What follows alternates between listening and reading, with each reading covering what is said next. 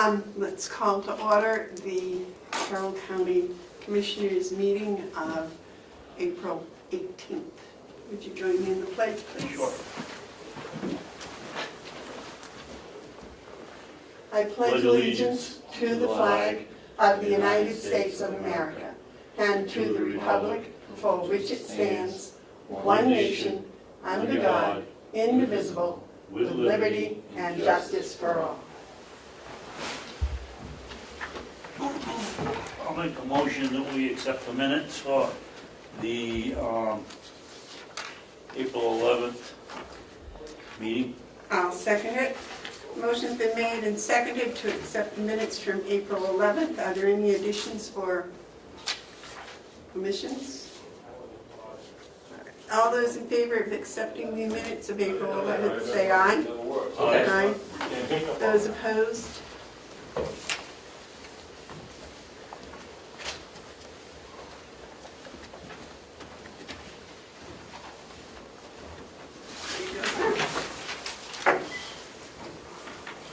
Chairman, for the record, I wasn't here when the vote was called, but I have no objections to the minutes.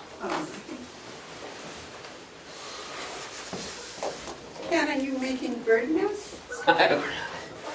I was thinking about it. That's which is yeah, but when we get to that portion, it's the first on the agenda, so we can talk about it. Joe, would you note that I wasn't here for the vote, but I am signing because I have no objection?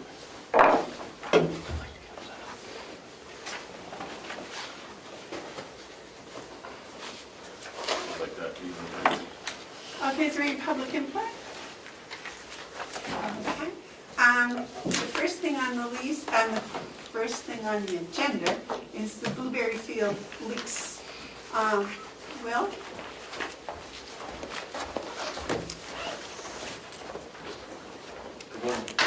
I will.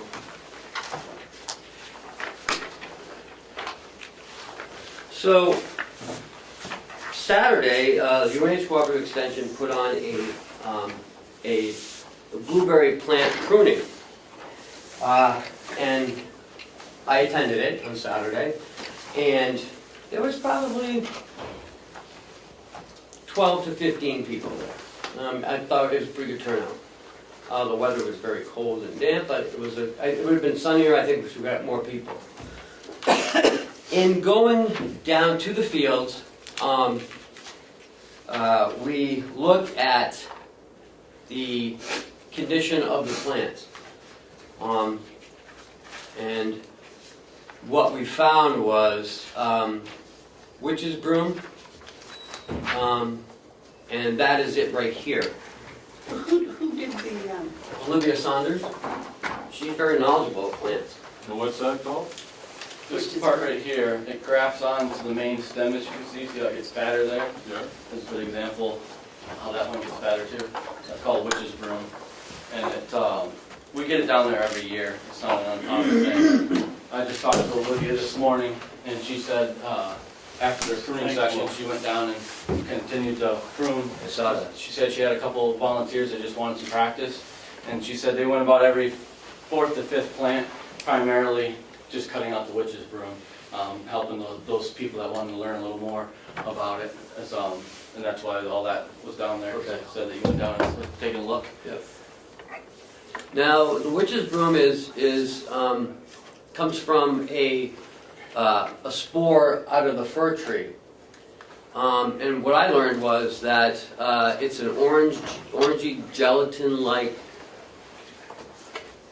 fungus that is blown by the wind, or a bird lands on it and comes to the... So it can only infect the blueberry bush. And once it infects one blueberry bush, it doesn't go to the next and the next and the next. It has to be infected by this spore. So not all of them are infected. It's not contagious. Right, you can't spread from plant to plant. It only jumps back and forth between the fir and the blueberry bush. And she said up to 1,000 feet or 1,000 yards from a fir tree. I Right. can't remember what she said. but there was quite a bit of it down there. So Will and I looked at the lease. It's in your packet. Dave and I worked on it, and Will worked on it. I know it seems a little lengthy, but there are some things that we wanted to consider in the lease. Can we go back to the plan? Oh, sure. before we go on the Yeah. list?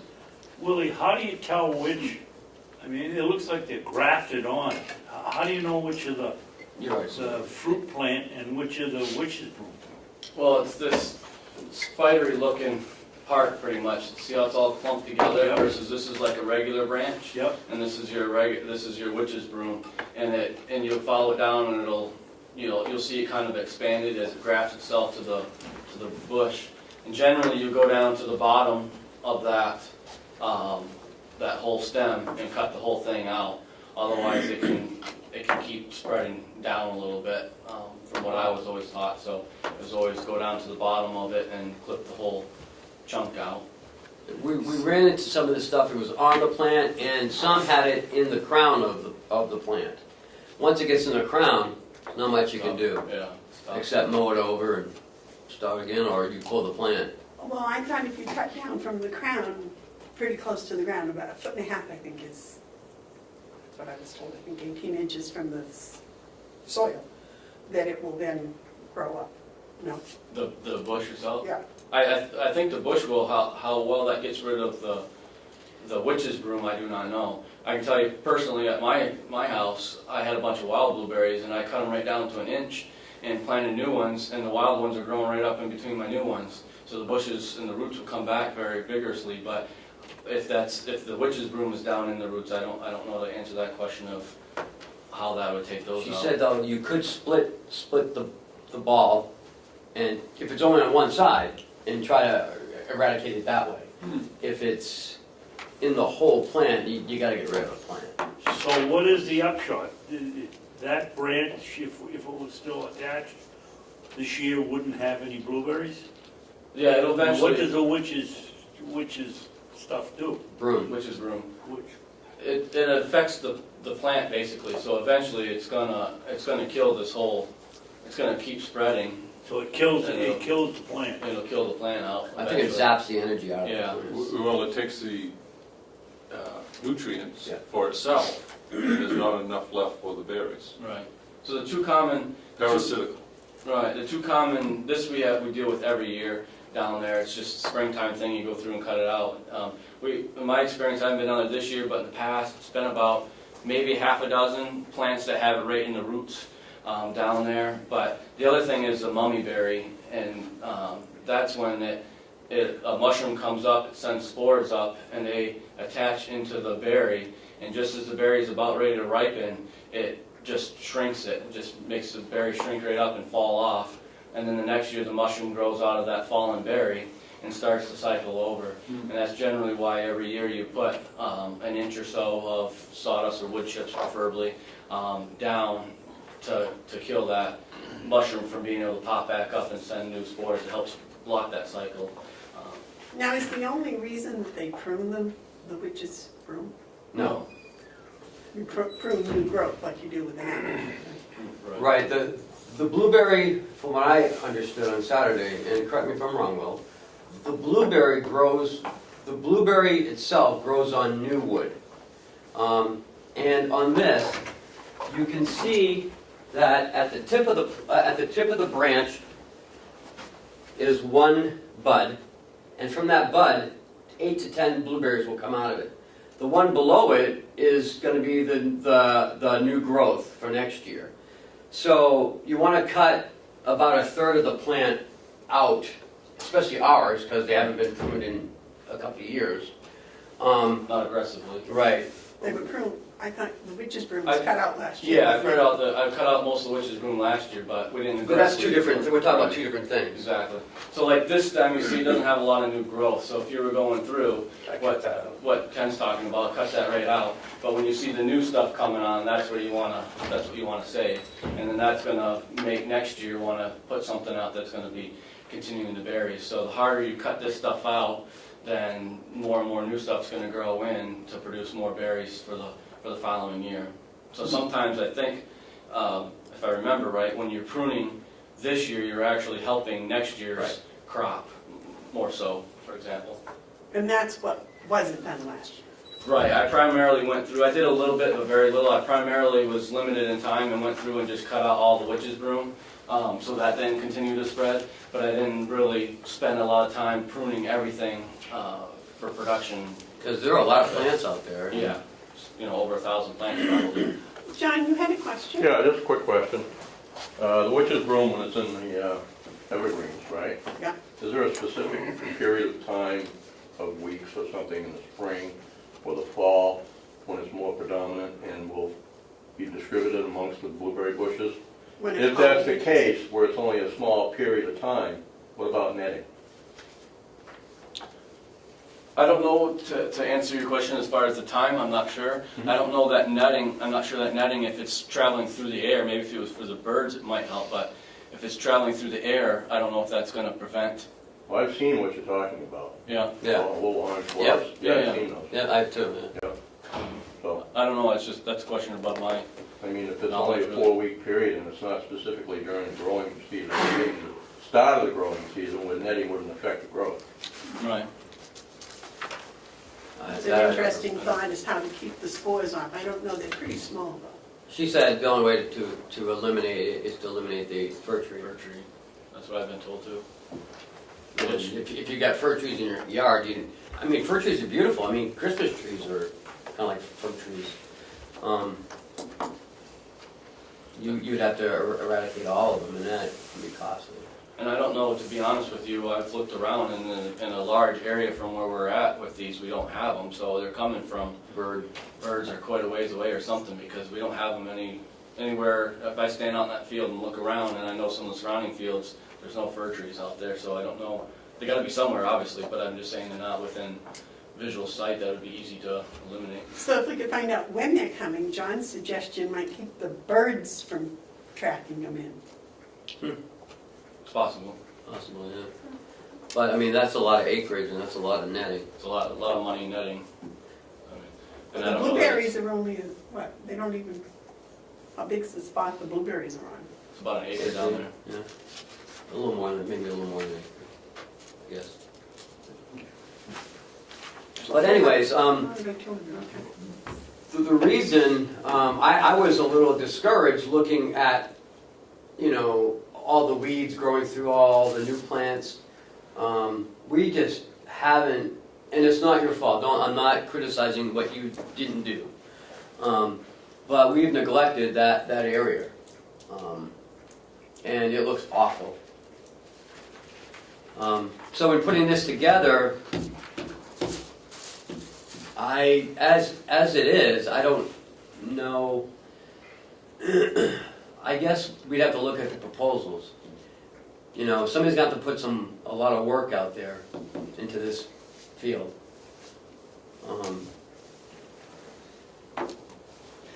You see, as a farmer, I don't see it's a lot of work. I see it's a normal annual crop attention. Have you been out there and looked at the weeds? Well, the weeds aren't the problem. Yeah, they are. I mean, you can't even see the smaller plants. The weeds are growing over the plants.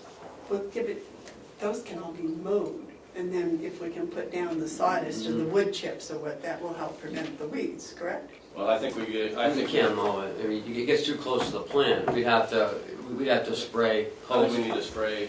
I think the grass is too aggressive down there now, that the sawdust only holds it back for a short amount of time, in my experience down there. I think the best way would be is to spray it down and then put the sawdust down on top of it once it's killed it off. That I think is going to be the best. What's the weed? What is? It's just grass. Grass. It's just grass. It used to be hayfield for umpteen years. Right. It's aggressive And stuff. what's happening is it's blocking the light from getting into the bush, and it's not producing. That's why I didn't see any weeds. That's why I saw Right, the it's all grass. grass, it's overtaking it, and on the small ones. You had a question, Mike? well, observation, I guess. I'm not a farmer, but I tend to think my talents otherwise might be of help here.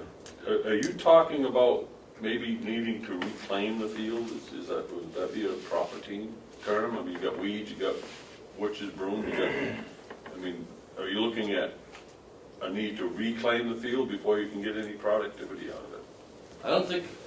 I don't know how I would define reclaim necessarily. Well, what I mean by that, let me define it Sure. as I'm using it. You gotta go in and weed it, and you gotta do some pruning, and you gotta get it ready. Is this a year to do all that in the hope for a more bountiful harvest next year? Yeah, I think so. So as far as this year, it isn't really so much that we're going to get a big harvest, but that we'll use this year to get the fields back in order so that going forward, with proper maintenance, then we have something. Right. I think most of these things that we're doing are something that you do every year. It's just we're so far behind on them, we got to do a lot more to catch up type of thing. If we were doing this every year, it would Okay. be a little bit less. Right, I understand that part of it. It hasn't been done, we gotta get caught up. I guess my thought is, instead of trying to get caught up this year and produce income and harvest and all that stuff, why don't we take this year as an opportunity to fix the field so that next year we can go forward in something? Well, we already agreed to lease it, and I think the person or persons that lease the field, that's why it's a 5-year lease or a 3-year lease? 6 years. 6-year lease, so that they'll know, and that's what part of the lease says, that they're going to improve or at least maintain. So that would be, they would come into that knowing this. Well, I know, I looked at it a little yesterday, but there's some things in the language here. I'm not a farmer, I admit to that, but I am a policy wonk. There's certain words that phraseology that needs to be addressed here.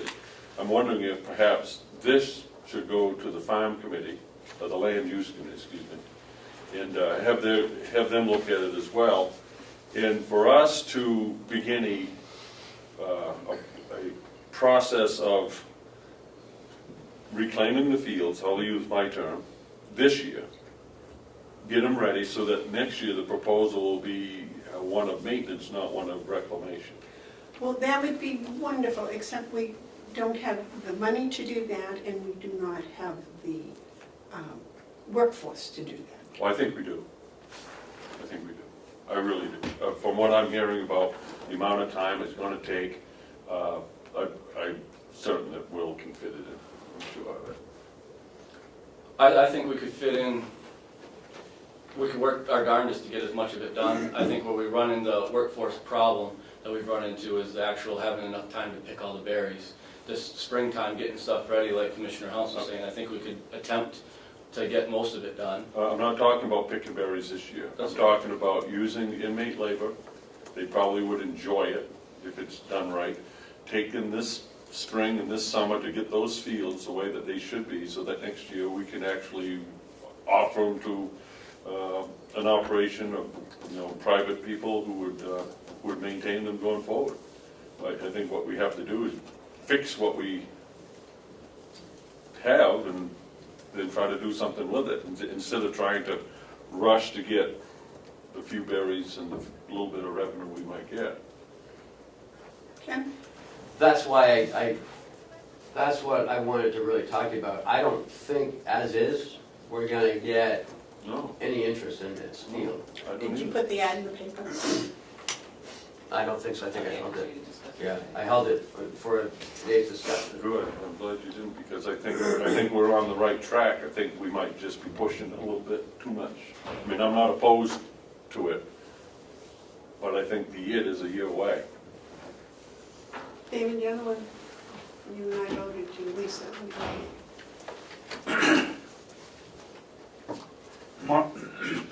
My concern is that Will doesn't have the labor to do the job.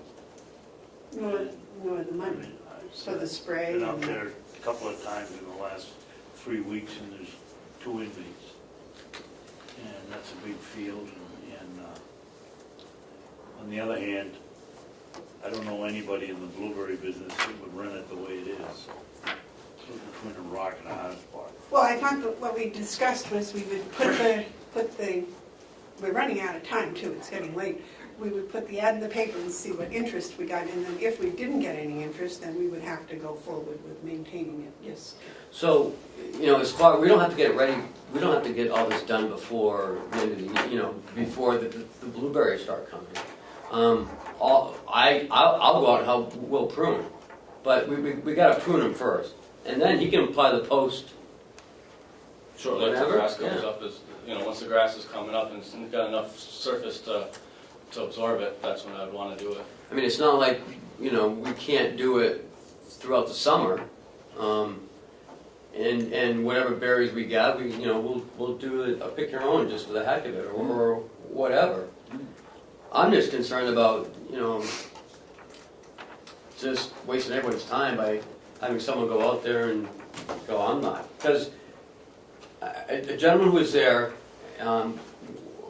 was talking about it, then he saw how it all looked, and he just didn't have any interest after that, so. I know, but if you put the ad in the paper, and then we see what kind of interest we get.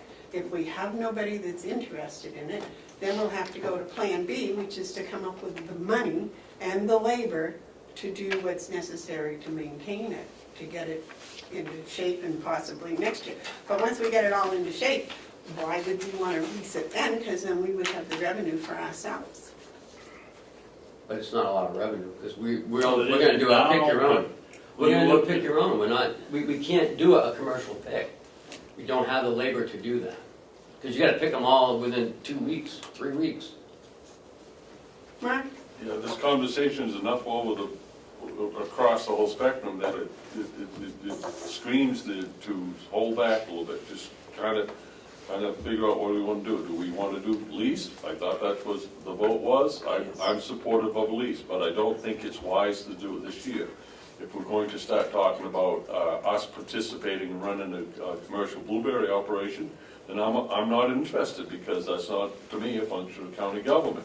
Those blueberry fields represent a huge asset to the people, a significant asset to the people of Carroll County.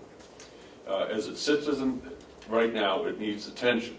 It's a responsibility of the county to tend to that asset and to enhance it and to make it something that in the future will yield a return on the behalf of the taxpayers. Therefore, I think what we should be doing is we should be putting our attention on making those fields appropriate, so that we could ask people next year, if you would like to bid on these beautiful fields, would you like to submit a proposal on harvesting the berries, or running your own business and leasing them from us? I think at that point, we have something that's worth leasing in the commercial sector. Right now, they're not, because too much work to be done, and people who do this work are already got their work lined up. I don't think that it's a budget buster. I don't think there's huge money here. I think that if you take the summer to do it, you can find the time. If we were asking to put additional work on Cheryl or Kathy Armstrong, I wouldn't do that, but I really think that we should take the opportunity to see what we have to fix those fields up. And I thank you for paying that attention to it. Okay, I think we should go with the lease, because we have too many projects already this year for Will and his crew to do. We've got a field that's full of milkweed that's going to take all his extra time and all his extra energy. And I think to ask him, in the past, he's tried to take care of this, and he hasn't had the time, he hasn't had the workforce to do it. And I think putting that stress on him is just not fair. David? I think that I would go along with you on Commissioner Bevard. But if we put out this request, we want to have an answer date that's right down the road. We don't want to stretch it out for a month or two because we may have to go to Plan B. I'd be in favor of putting this out, putting it in the paper, give somebody 2 weeks to answer, and that second week, on that Wednesday, we come in and discuss what we're gonna do with Plan B if we don't have any interest. I thought that's what we were doing, so, yeah, I'm in favor of that. And then if we don't get any response, or we don't get a proper response, we can always go on to Plan B. We might find somebody that said, yeah, you give me a 10-year lease and I'll do all the work, and that would be fine with me. But, you know, put out 6 and see what anybody comes in with an offer, but don't do what we do around here all the time and make it 4 weeks and then another 2 weeks to open it. By the time you know it's Christmas, blueberry season is over. Do it and get it done now. I agree, because we lost a week because it didn't go in the paper Friday like I thought. So I would go along with the plan that we had, get it in the paper, and then in 2 weeks, see what happens. We come back and we revisit it. That would be May 15th, 2 weeks from today. May 2nd. May 2nd. So could we have it all due May 1st?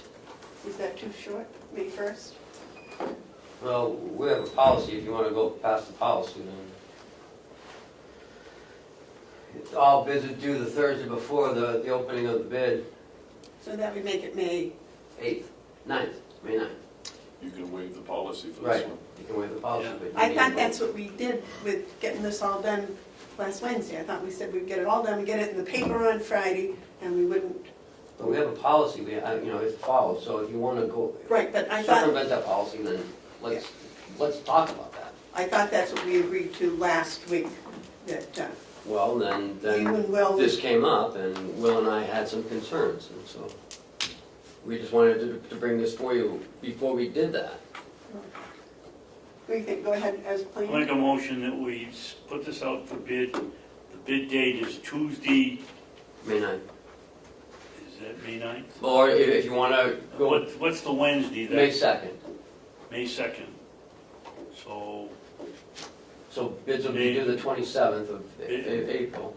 That, is that 2 weeks? I would give, What's- where it's such short time, I'd give the person looking at it a little more time and make it May 1st, have to be in May 1st. We look at them on May 2nd and find out whether we have any interest, and if we don't, we go right to work on Plan B. I'll second that. Motion's been made and seconded to put the ad in the paper with the due date of May 1st. Yes. Okay. Is there any discussion? Yes?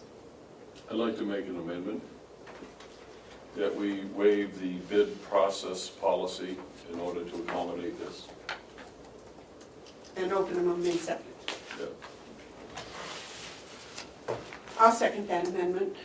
So the motion's been made, and the amendment's been made and seconded to forego the bid policy and open the bids on May 2nd. All those in favor of the amendment say aye. Aye.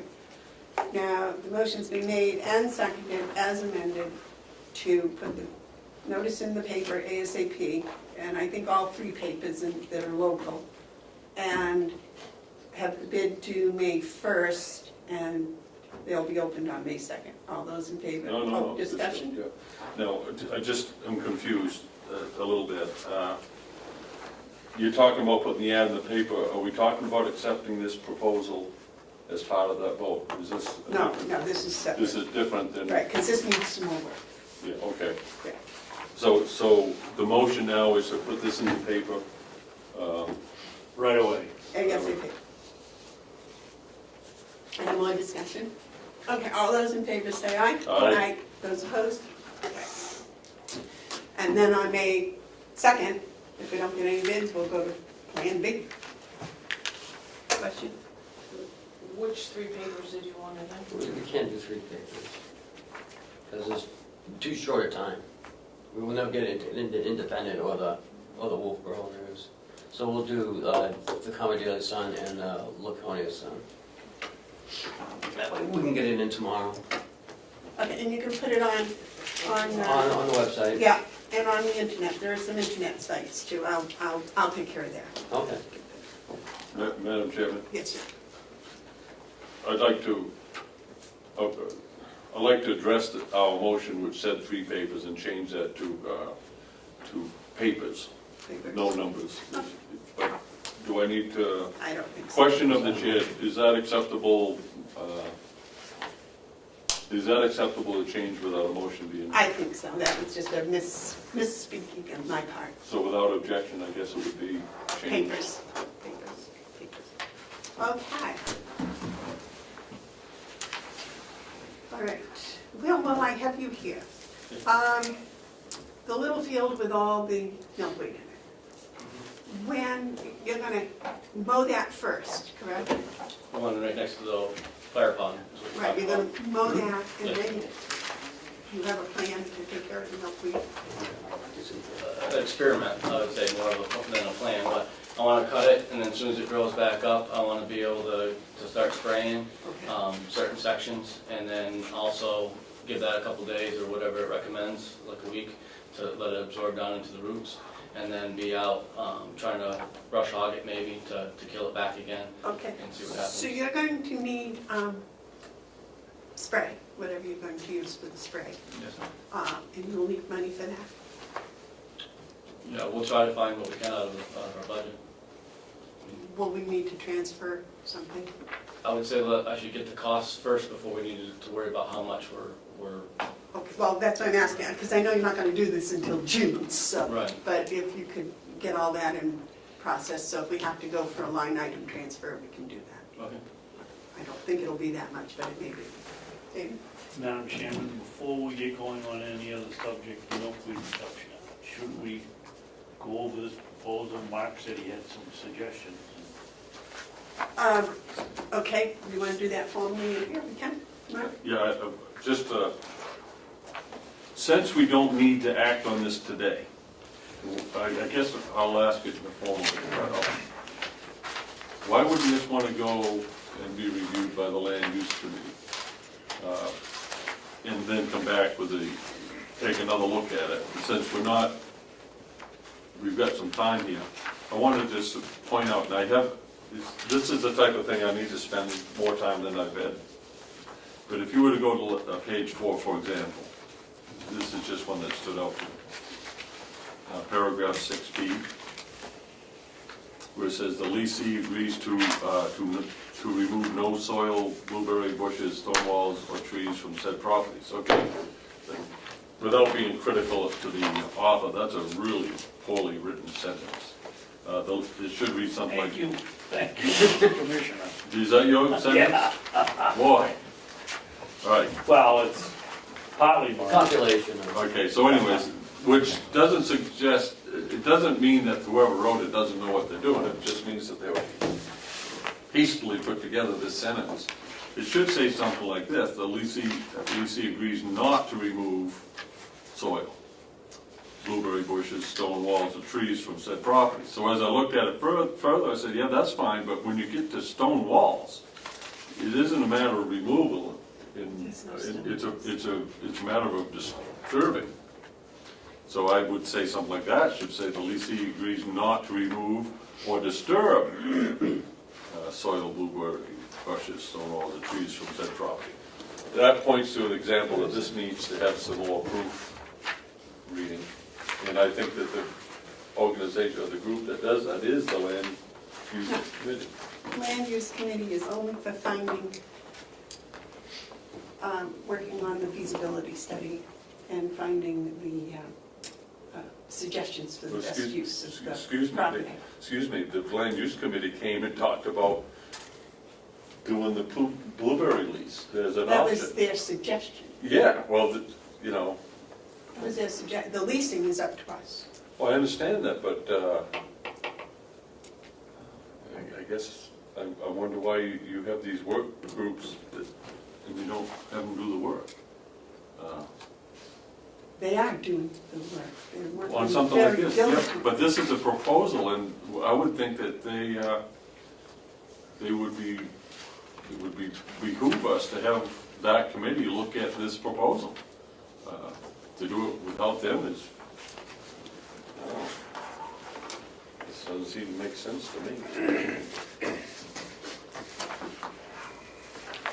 Will's in charge of the blueberries, and that would come under his, writing of the lease would come under his, and I would think probably the administrator would Probably be more me than Will, proof it, but anyways.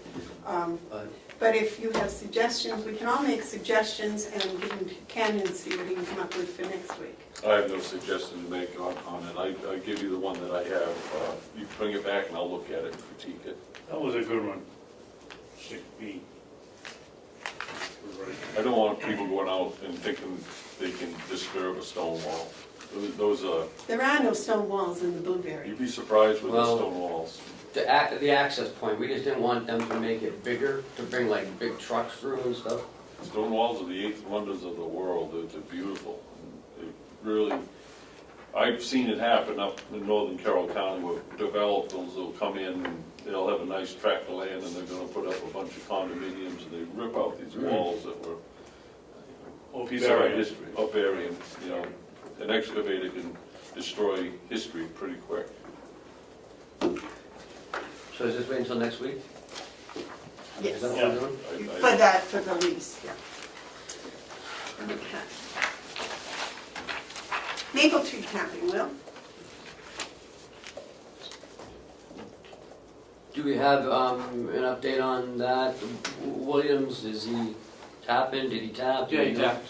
Oh, he tapped? Yep, I'll get a hold of him, he's hard to get a hold of. And I know I talked to Commissioner Babson a while ago about it, and he wanted me to check on it, and he was tapping up there. Mark's been up there and saw it, the lines running and everything. Usually it's well into the summer, he'll show up and pay me. That's how he's always traditionally done it. But I can try to get a hold of him and see if we can, you know, we're usually talking $200 or whatever. But we can try to get a hold of him and rush that. I spoke with him also, went down at his staff house, so. Oh, that's the best I can catch him usually. Yes, sir. Well, you gonna tell us what he said? He said he was tapping the trees. Really? Well, it's obvious he's tapping the trees, the lines are up there and the tub's up there. I could have told him that without stopping in there. When is he gonna pay us? Is he gonna give us the gallon or the half gallon that he promised way back when we signed the contract? We were gonna raffle it off for the at the nursing home. I think that we should tell them after this year, we're gonna go out for bid. All right.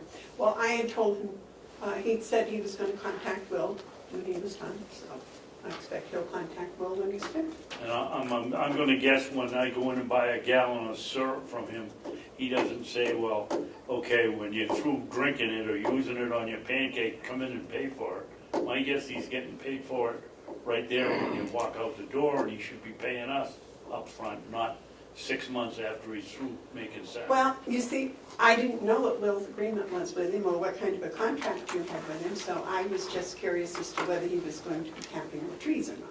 He said yes. He said he didn't do it last year because of the drought, and he didn't want to stress the trees. So I didn't stick my nose in the business because I've been told I should mind my own business when those things come. Yes, Will? I just want to make it clear that I have no deal or anything with him. I've just been collecting the money the whole time I've been here, so I'm not in on any gallon. I've never seen anything in writing about a gallon. All I've ever heard is 50 cents a tap, and he shows up and pays me about $205, give or take a year. And that's the only thing I know, so I don't want to be included that I got some deal going or something like that. If you guys want to go out to bid and change it and whatever, there's nothing there that says that we've entered anything with him that I know of in my time. Okay, well, I'll check down in the contracts and see if we have a written contract. I don't believe we have a written contract. I believe it was done when I was a member of the public, and I just remember the discussion. And Quite a while. that was quite a while ago, and from then we raised it from 20 to Mr. Sorensen and the crew that was here then raised it from 25 cents a tap to 50.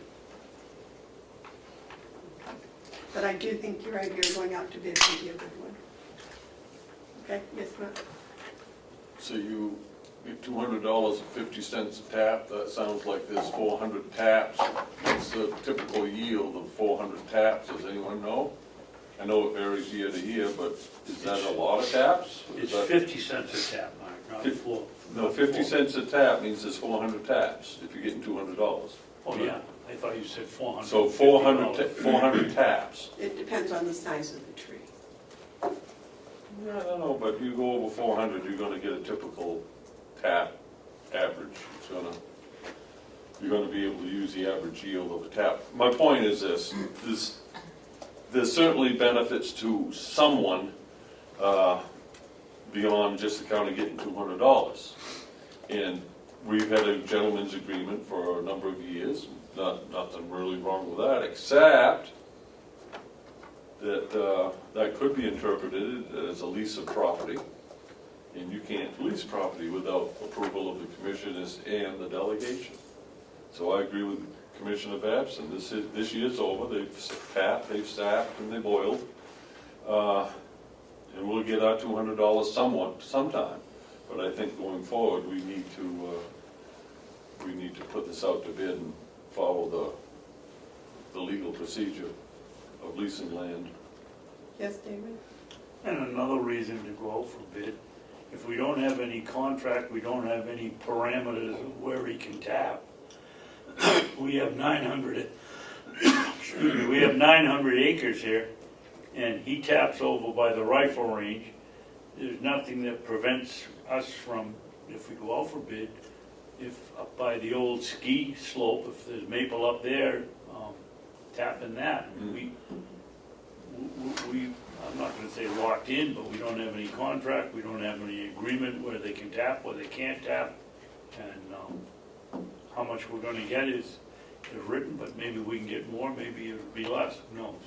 Well, I think maybe we should contact Wendy, because she knows where there are sugar maples out on the property.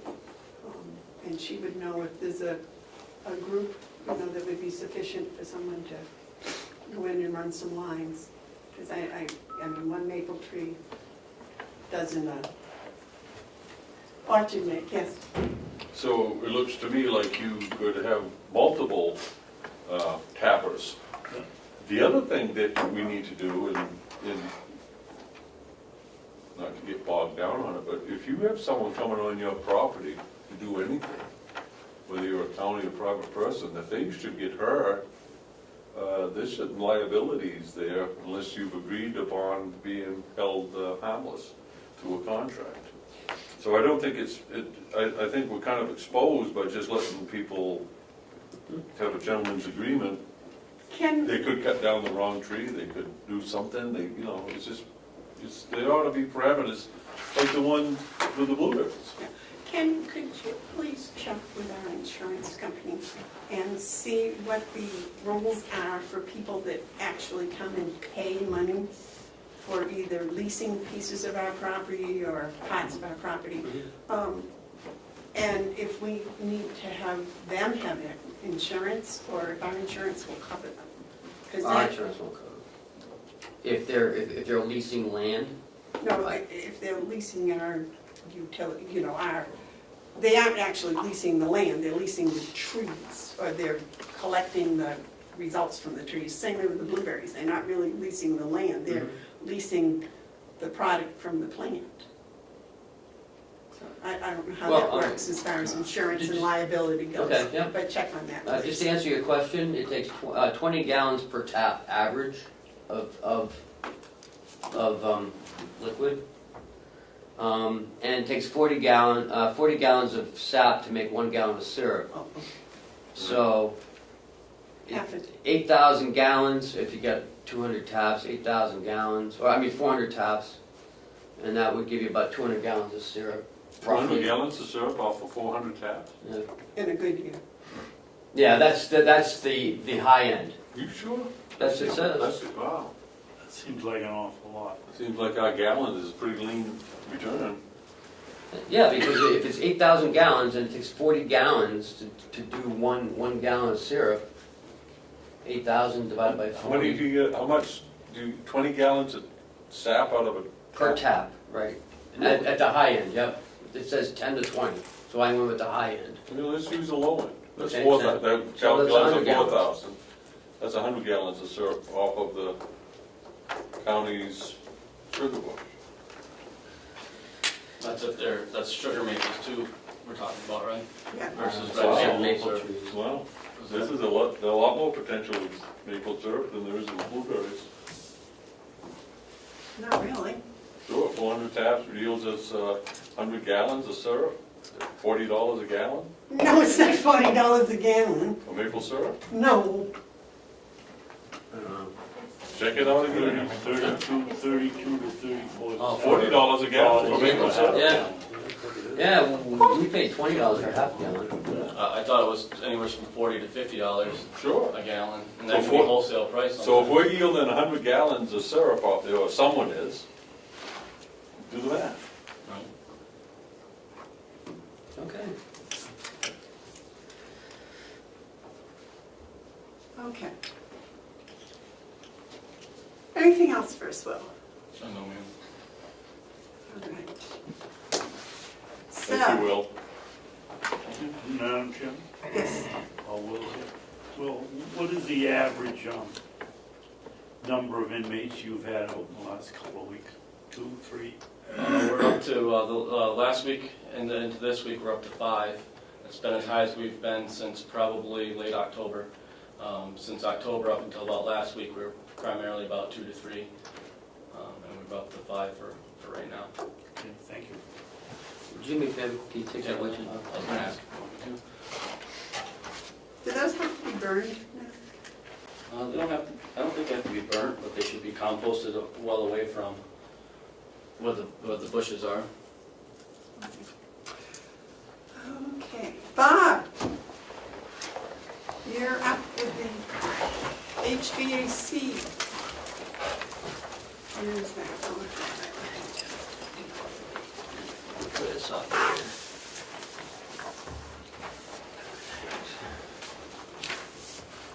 You finally got a job commensurate with your pay? You're pruning berries, you're cleaning the carpet. I think we need more help. No, we should do this one first, Madam Chairman. So This one.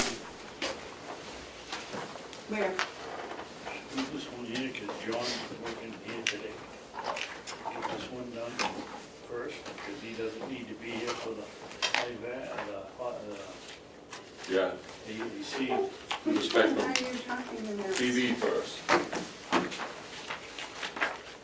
John's here, and we don't want him sitting around. He's, work. I know, but I don't see his name on here either, That's what we're guys. trying to help you. He's on the TV service. He's accompanying me, On, TV service. TV.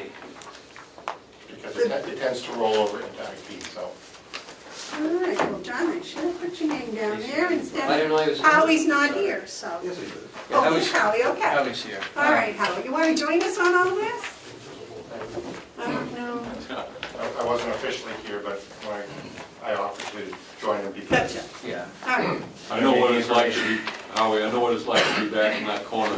Everyone would think that you're here. I apologize. That's quite all right. So, gentlemen, I don't know who wants to do this.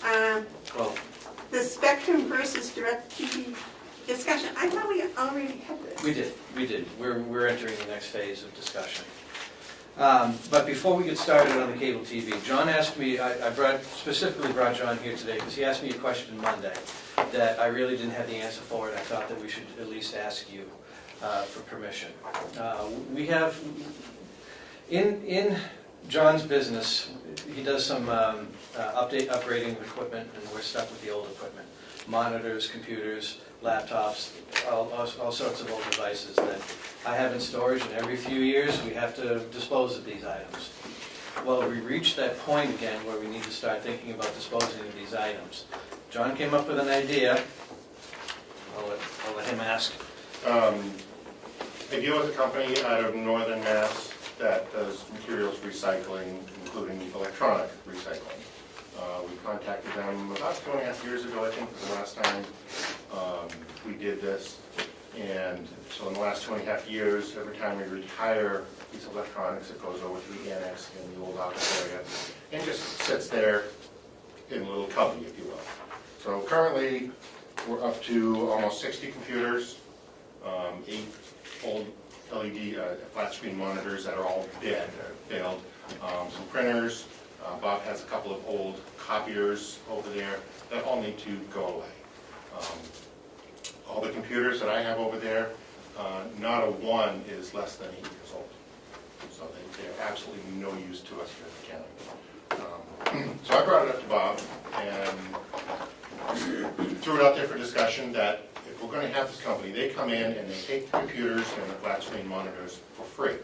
And they recycle them, do whatever they want to do with them, but they keep them out of the landfill, which is my biggest concern. We do have one CRT monitor that they're going to hit us up for $15, which is pretty much the going rate. If you go to the landfill, they're going to charge you. The big copiers and the printers, they will take away, and we pay them 25 cents a pound to do that, which is not a bad deal as far as anything I see. So I asked Bob, I said, well, if we're going to take all this, have this company come up and take all our e-waste basically for free, should we extend that to the employees of this county? Or because I'm sure lots of employees here have old computers, desktops, whatever. So we bring two things I bring before you. One, I want to let you know that I'm looking to dispose of this stuff. If anybody wants to go through it, see what it is, by all means, it's all over the annex, we can do that. And two, do we want to extend that to the employees of the county? I thought it was a good idea because number one, it keeps it out of the landfills. It keeps it into a recycling program, and it does it at no cost to the county. So we talked about it. We thought that it might be a good idea to extend to the employees. David? Oh, I've been chasing this one for I don't know how many years, not quite this program, but why are we limiting it to just employees here? The Children's Center over in Wolfboro, Children's Center up in Ossipee, they could use them, I would think, not for their programs, but for play games on them, or paint, or do whatever they do with a computer. Then now you're increasing a burden on me and John. Well, these computers, all data has been completely wiped out of them. There's no operating system or anything like that. We had this discussion last year. I spoke with, I forget who the organization was. And the moment I gave them the age, he said, thank you, but no thank you. It costs money to put these things back together. And then you're stuck with a computer that is several years past its maximum useful life. There are programs out there, and here at the county, we utilize them whenever I can, where Hewlett Packard, Dell, they lease computers to large corporations for 2 or 3 years, whatever it is. And then they take them back. They clean them up, do a fresh install of the operating system, and then they resell them. And I've used that a number of times. And so for the same or less money as what it would take to get one of these 8 to 10-year-old computers running, I can buy a 2 or 3-year-old refurbished machine that's already set up to be utilized right away. So if you can find somebody who actually wants them, they are more than welcome to have them. But the bottom line is they are so old that it's not worth putting back together for anybody in this country. So they're welcome to look through, pick through it, if you can find somebody who wants to do it. I think the idea of opening it up to the employees is fantastic, because I believe that if you take a computer, an old-fashioned computer, it's $25 at the dump. I'm not sure, Pretty much. but No, I only want to take items that will be disposed to us, for us at no charge. I don't want to get involved in taking somebody's TV and having us weigh it and then exchanging money because that's a fee. I just want to do the free stuff for the employees. Computers and flat screen monitors. Yeah. right, that's what I was talking about, Yeah. is one of those, Clarification. the old The ones, the yeah. stuff of ours that they're taking that they will charge us for, I don't want to extend that to anybody else. Because as The other- Bob said, we don't want to have to be handling money. Question is, the copiers, are they made of metal or are they made of plastic? Yes. Both. It's metal frames surrounded by plastic. So there's no, you can't take them to the junkyard? It's not worth the time. Well, I was just thinking, Will has a It costs pile. us more money to get it there than they give us for it. Well, I think Will stockpiles and then takes some to the scrapyard. But we're pretty selective about what we put in there. If it's valuable metal, we put it in the pile. If it's a couple pieces of metal inside a plastic frame, we go in the dumpster. Okay. Right, I'd like to make a motion. okay. I'd like to make a motion that we direct the county administrator to dispose of all computers and other electronic devices belonging to the county and county employees at no cost to the county. Is that what you guys want? Yes. You need a second before we talk about it. Well, I just want to make sure we get everything in your motion that they want. Well, see if there's a second. If there's not, we can amend it. Well, Excuse me.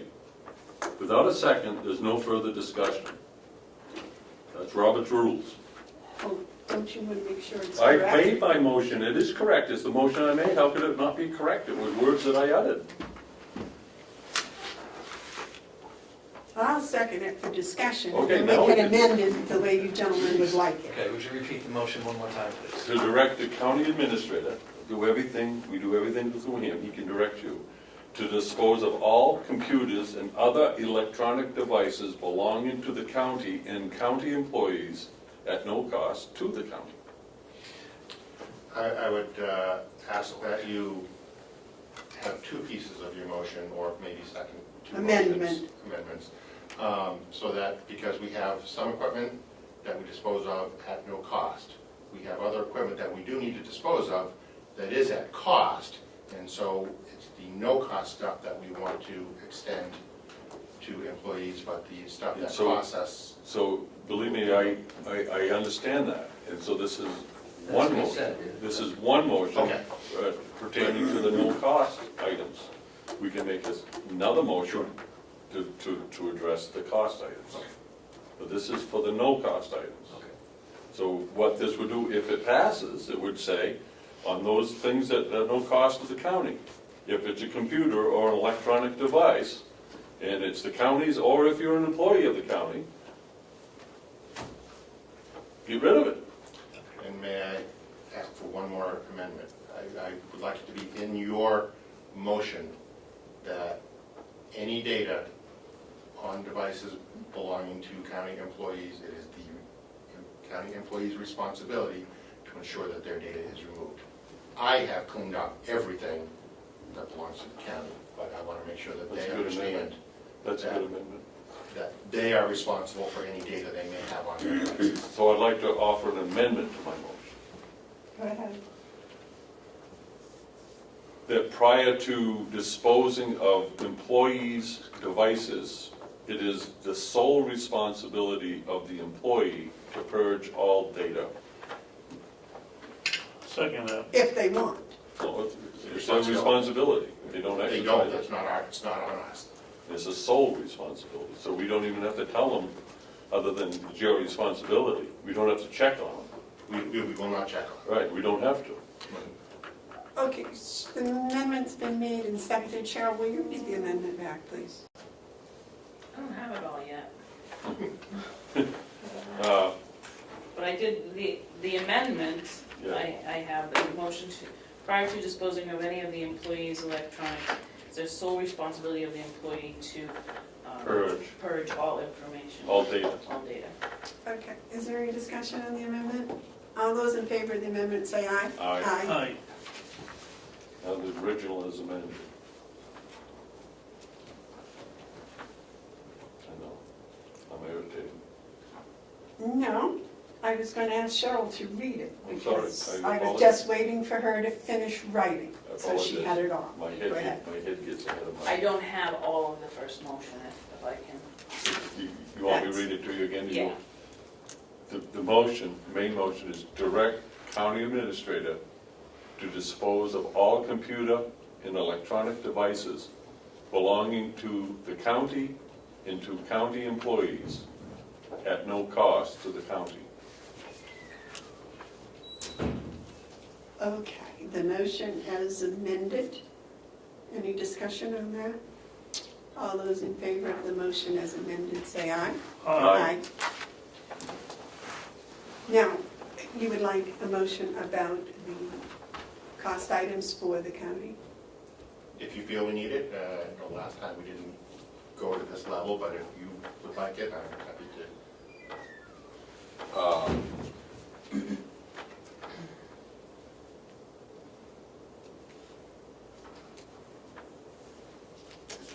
It's working.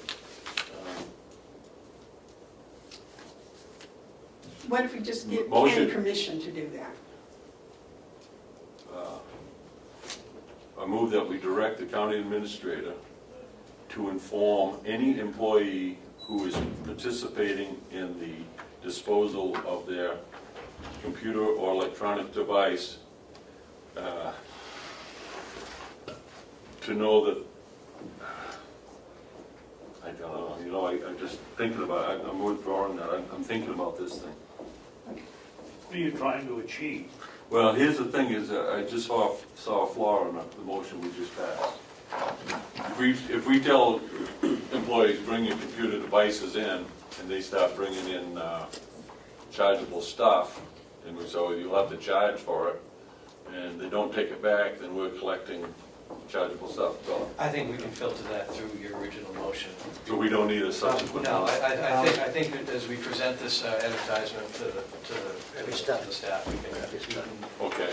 filter it that way and say that it shall not include items, CRT monitors, televisions, Right. anything that involves cost. And that points to why I couldn't come up with a motion myself, is because any motion that I would make would be micromanaging what you do. So that, I like that. So can we just let Ken, Just leave it alone. but what about the stuff that costs money?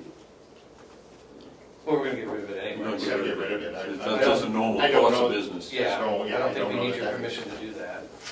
That's a normal, Well, that's like wait a taking out minute, the we cat. wouldn't let the registry of deeds get rid of stuff without our permission, so I think we probably should. Just for the record, I'll make a motion that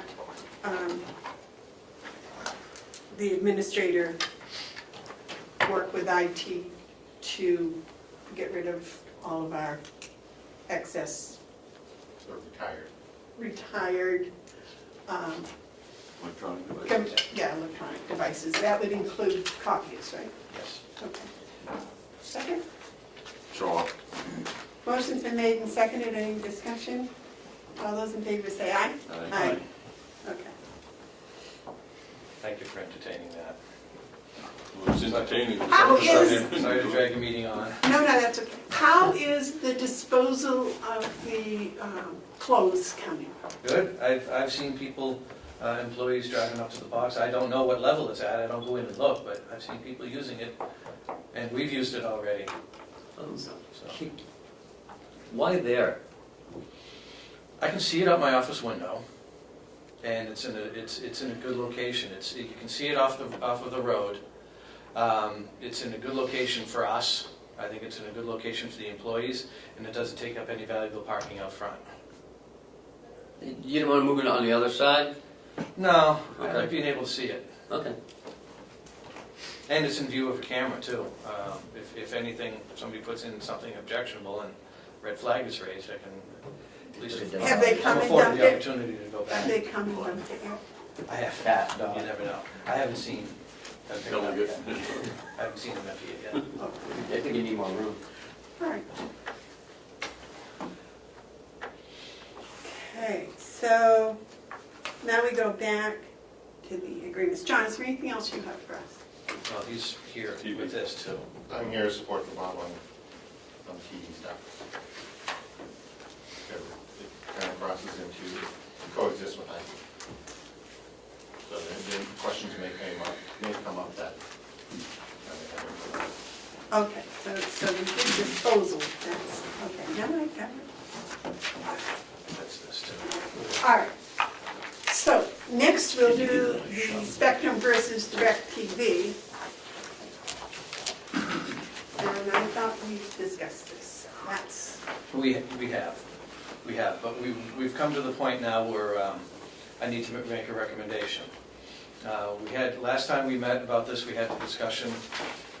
We brought Spectrum cable, yeah, we brought Planet Satellite up, They were allowed to present their cases for their business, and I was left with the task to seek out referrals from Plan Satellite, which I did.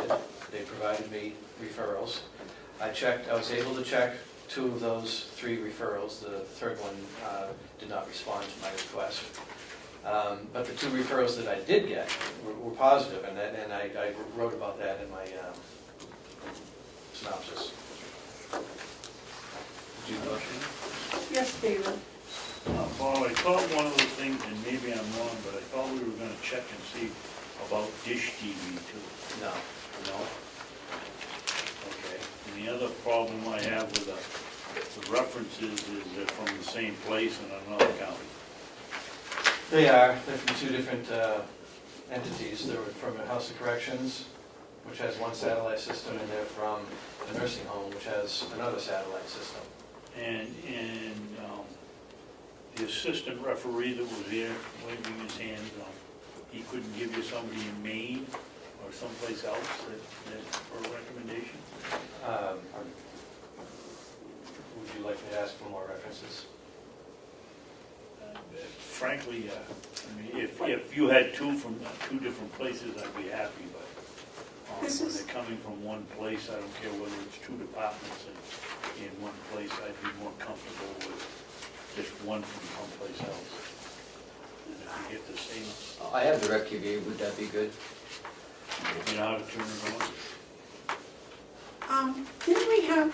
Did people come and talk to us that day? Yes, Spectrum She- and Plan Satellite.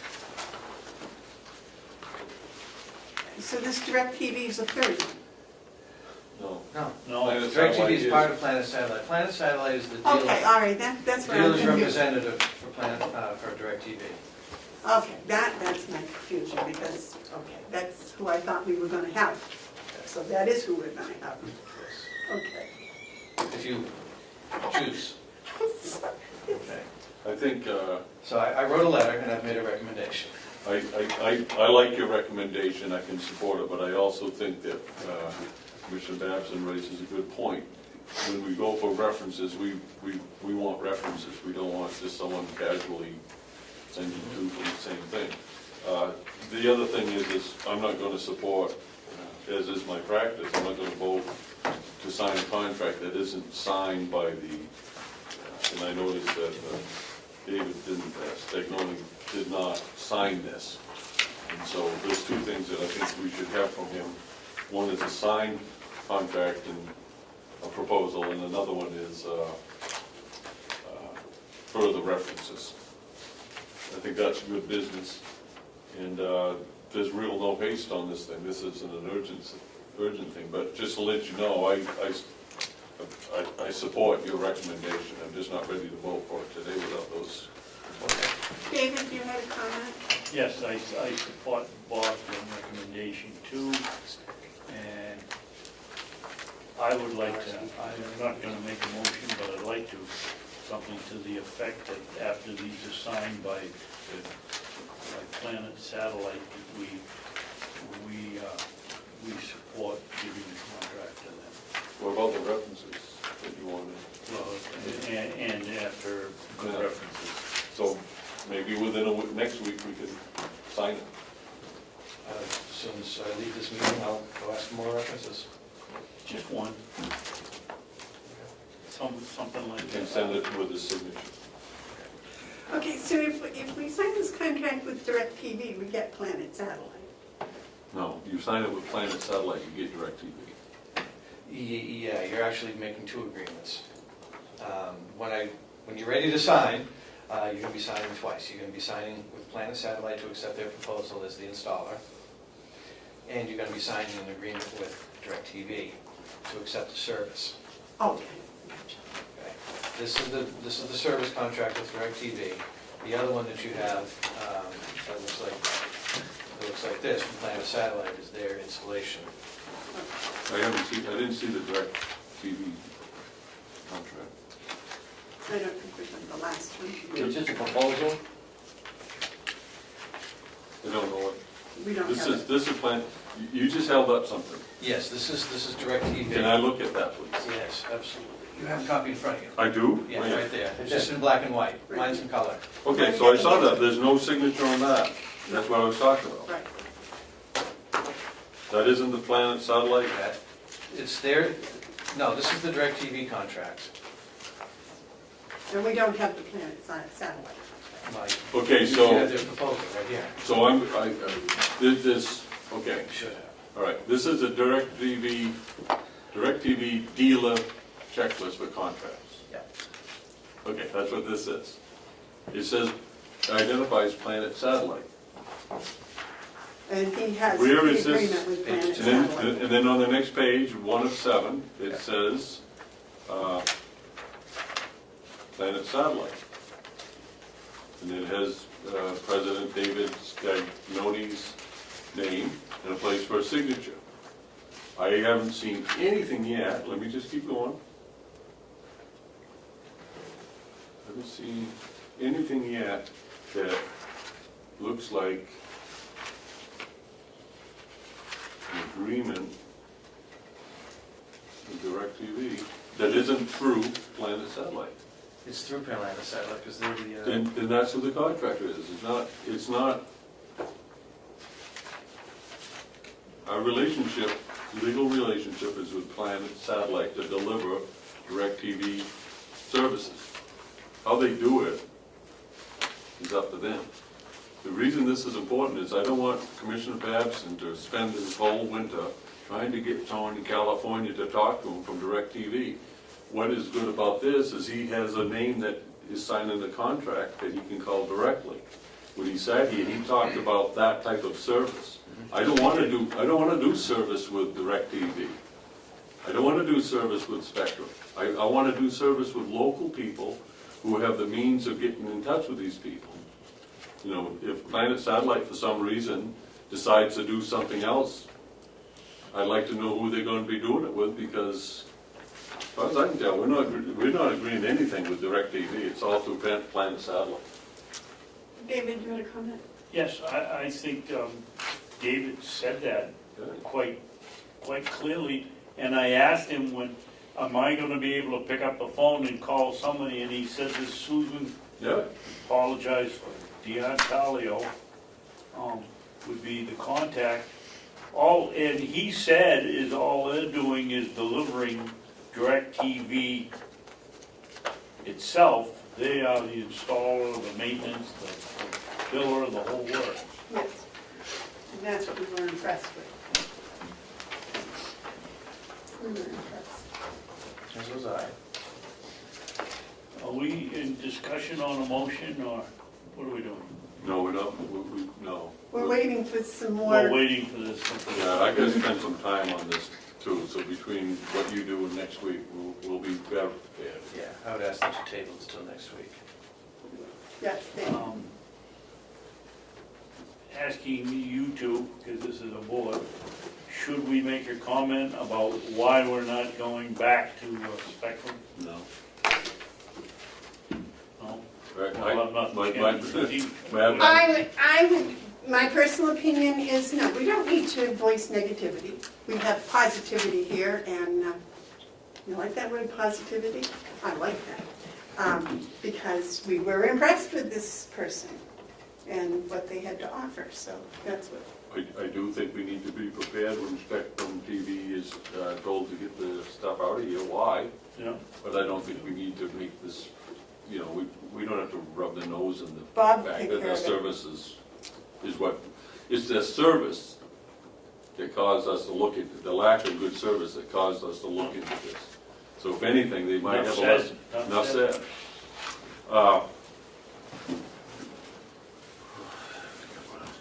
Do you need anything more from us, Bob? Not on this topic.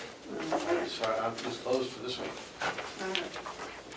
unless you have anything else you want to add for me. No, I think so. I think we're pretty much in agreement, but Okay. Time to get the contract signed, We got the HVAC, and you want another referral. all right. oh, we got the HVAC here. That too. Yep. Thanks, John. Thank you, John, very much. Okay. Bob, I have some concerns. Yeah, 2018 HVAC contract. You read, did you read my I did. cover page? Okay.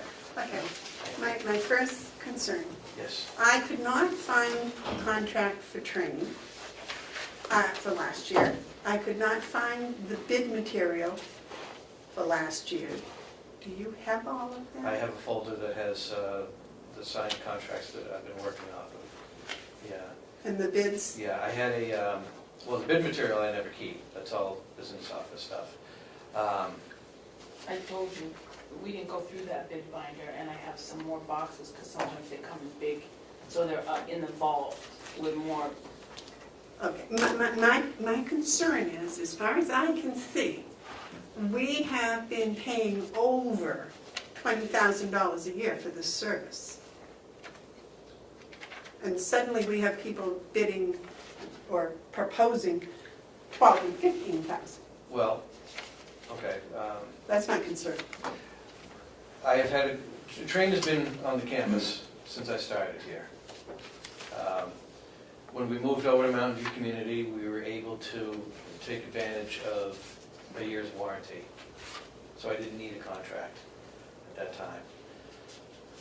Come 2014, I believe, I needed, or 2013, I needed a contract. I forget what the year was. It went out to bid. I was able to secure a 3-year contract with Train. That contract, and through the formal bid process, that contract expired. A 1-year renewal was given, which took us to last year. I am currently without a contract. It has expired, and I'm looking to move forward for 2018. So the last time it was given, except for the 1-year extension at the end, because they held the price and they provided good service to us, they met all the criteria that we would want to extend a contract. It was done through the formal bid process. You understand my concern about almost $10,000 difference here? Well, base contract price is $14,997. That's what they've held. And they're holding the price that they held for the 1-year extension last year. And the 3rd year of the contract before that. Any additional work that they did, any additional repairs above and beyond the contract may be what your math adds up to. No, I'm adding up $14,997. Yeah. From Mountain View Community, period. And the $5,910. DOC. Yes. So that adds up to over 20,000. Okay, yeah. I'm with you. The thing you got from Strojan this year was 15,000 for the sum of the two. For Siemens, it's 12,000 for the sum of the two. So it's a big difference between 12,000 and 20,000 round numbers. Yeah, that's why my recommendation is for Siemens. My concern is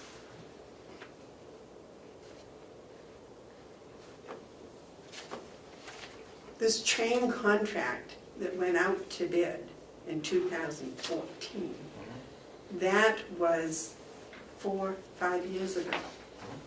I would have expected that to be less than the other bids. I'm looking forward. I'm looking forward too, but that's why I'm just really concerned that the numbers are like that, because when it's that big a gap, and we've been with Train for all these years, and you think they've done a wonderful job while they were here,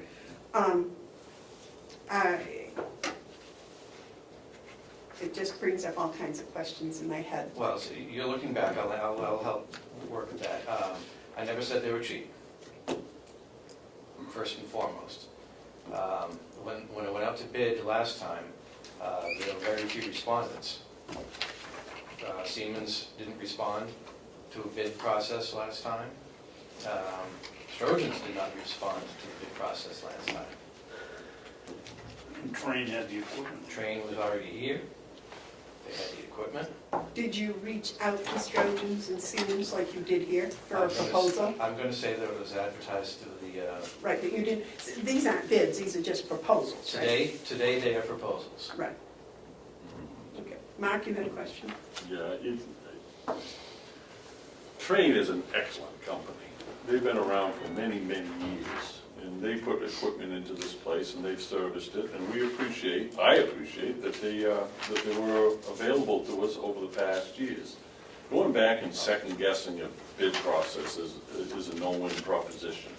You know, you're dealing with what-ifs that didn't happen, and didn't happen for reasons we could never even possibly imagine. You know, I have quite a bit of experience with the bid process. So, all that's good to learn, but, you know, it's awfully easy to second guess previous decisions. What we have here is we have three very reputable companies. Any one of them could do the work and do it to our satisfaction. And so it comes down to the capitalist competitive bid process. We have three qualified people. They've all responded to our request. Train didn't. They're all responded to our request. And would you please stop interrupting me? Don't say it correctly. Madam Chairman, could I have a moment, just a moment, to elect myself here? See, my mother told me, she's 95, she told me that she listens to it, and she's got this new set of headphones, so she can hear everything I say very clear. So I'm being very careful not to offend her sensibilities, but I really, really would appreciate it if you would let me complete a sentence without interrupting me. You do this way too often. Now, because of whatever reason, I've lost my train of thought. And so you were successful in stopping me from talking Just, with your rudeness, just by for interrupting me. the record. It's awful hard to talk when someone interrupting you, isn't it? I thought you were. Well, no, I thought you thought I was done. Well, please finish. So, no, I'm all done because I can't remember what I said. For the record. So since did the Train process put in- is to interrupt, I think I'll interrupt you. Bob, did Train put in a Jeez. proposal this year? I asked Train for a proposal for 2018 for Mountain View Community. Since we're moving forward with Siemens, I thought I would also ask them. When I saw Siemens' price come back, much less than Train's, and Strojan's was involved in this building, I asked Strojan's to provide me a price. So since Train provided me a price for Mountain View Community that was significantly higher than the other prices, I did not ask them to give me a price on the jail. I stopped my discussion with Train at that point, knowing that their price would be at least what it was last contract. So I went forward with Strojan's and Siemens and asked them to provide me numbers for Mountain View Community and the jail, which they did. And I gotta say that I was shocked at the price difference between Siemens and Train. And delighted at the same time, because Siemens is gonna be, we're entering a long-term relationship with Siemens. This 14,997, was that a 2018 submitted number? Yeah.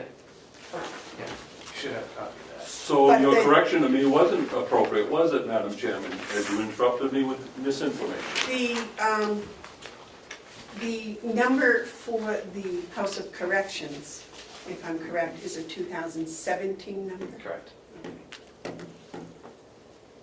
right, so that was And I did make an assumption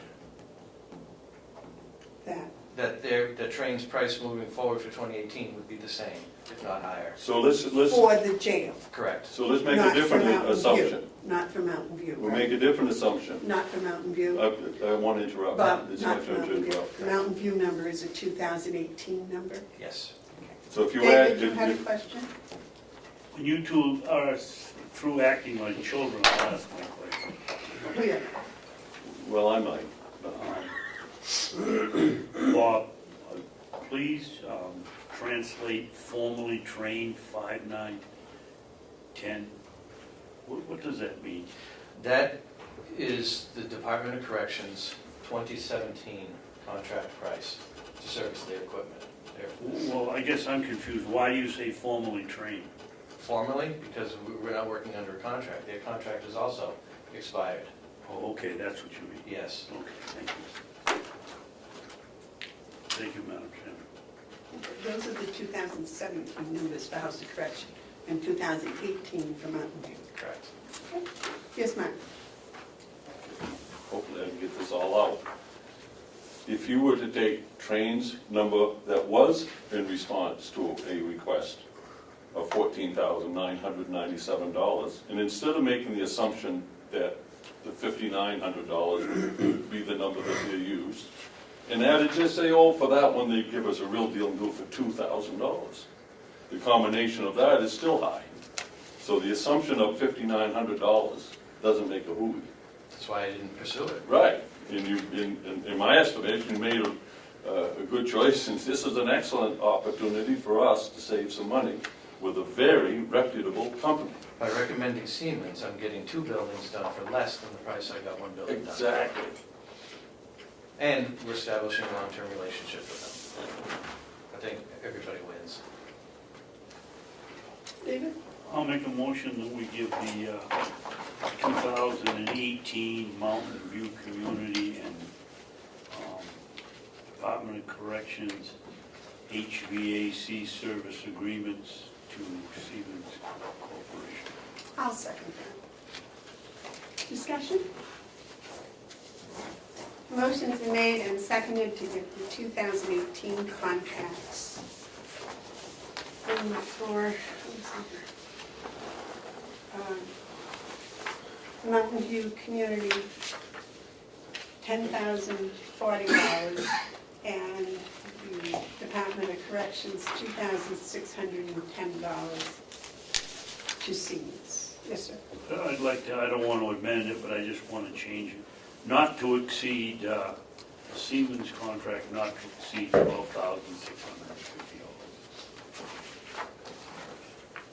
Does that need a full amendment?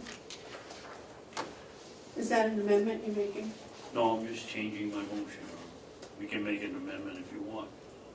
But I made the motion to give it to Siemens, but I'd like to add not to exceed $12,650. I'll second that. You have to. Bottom line is, the motion's been made and seconded to give the contract to Siemens. Those in favor? Aye. Those opposed? All right. Thank you, Bob. Thank you. However, Okay.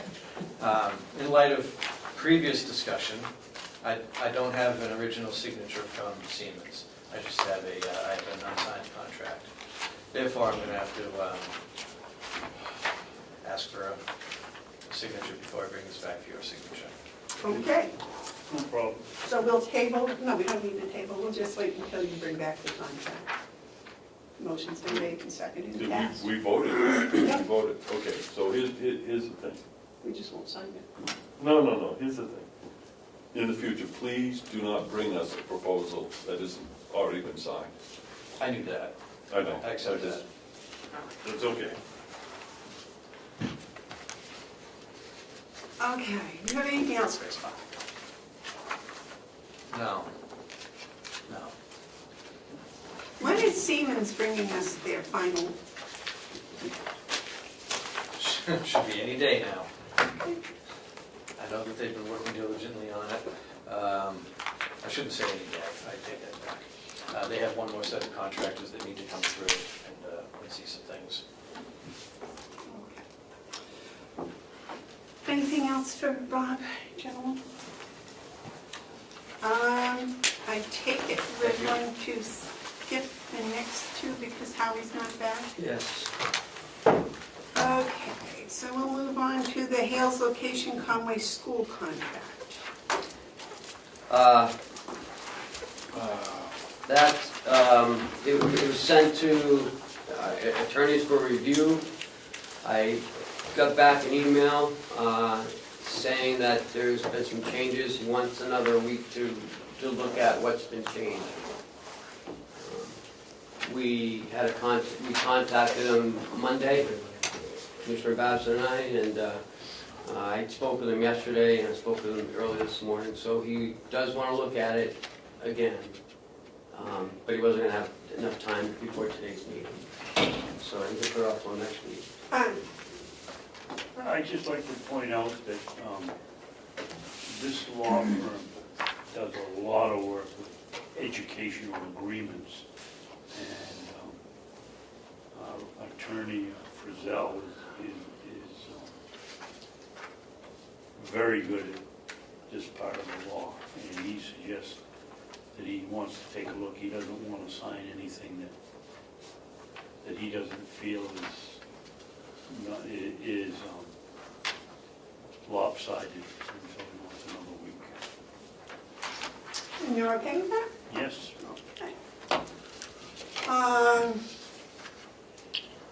The lawsuit with New Hampshire Association of Counties. Ken, you have an update on that? Yeah, yes, I spoke with George McGlaris in Stratford. He is speaking with his attorneys today or tomorrow, and he said he would give me more information at the end of the week. So that's my update. We are still in the eye, I guess, of the storm, and as soon as he gets more information from the attorneys that they've hired, he will give me all the information we're looking for. Like who the watchdogs are, where's, why is it taking place, who, the who, what, when, why, how. Good. Yes, sir. So once you have that, you'll put it back on the Yes. agenda, week, 2 weeks, 3 weeks? I'm hoping next week. Okay, thank you. The Primex conference? Yes, I've signed up for some classes up there. And so I will be gone May 9th and 10th, which is a Wednesday, Thursday. So you either can do your meetings or do it without. Is this the conference that we went to last year? It's not the Associated County one, it's the other one with Primex. Didn't we go last year, the girls in the office and Yes, myself and, she went, right? yeah. So are the commissioners invited again this year? Anyone's invited to go. Well, maybe if you could get the information for the commissioners so we could all see what courses were offered, because I took some last year Yeah. up there that were very good. Yes, David? Could I ask Ken what courses he's taking? No, I'm not gonna Lisa. Well, I'm sorry, what? What courses are you taking? Very picking. Very picking, yeah. I can't remember. I have it downstairs on my itinerary. Are the girls going also? Yes. The ladies, I'm sorry. Well, girls. And the boys, are you guys going? Are the boys going? I don't know. Well, if we get the information, we might Okay. be able to make decisions on that. How long is Howie's absence expected? I don't know. Okay, let's go on and do the yellow folder. The state's over there, so I'm not sure how long it's gonna be. Yeah. I have the new county website. Did we miss that? Oh, I did, I'm sorry. I got a chance to use that today, and it was perfect. I really, boy, I'll tell you, I did a search of some meeting minutes. It took me like 3 minutes. I just typed in one word, and anything that has to do with that word in the commissioner meetings all came up.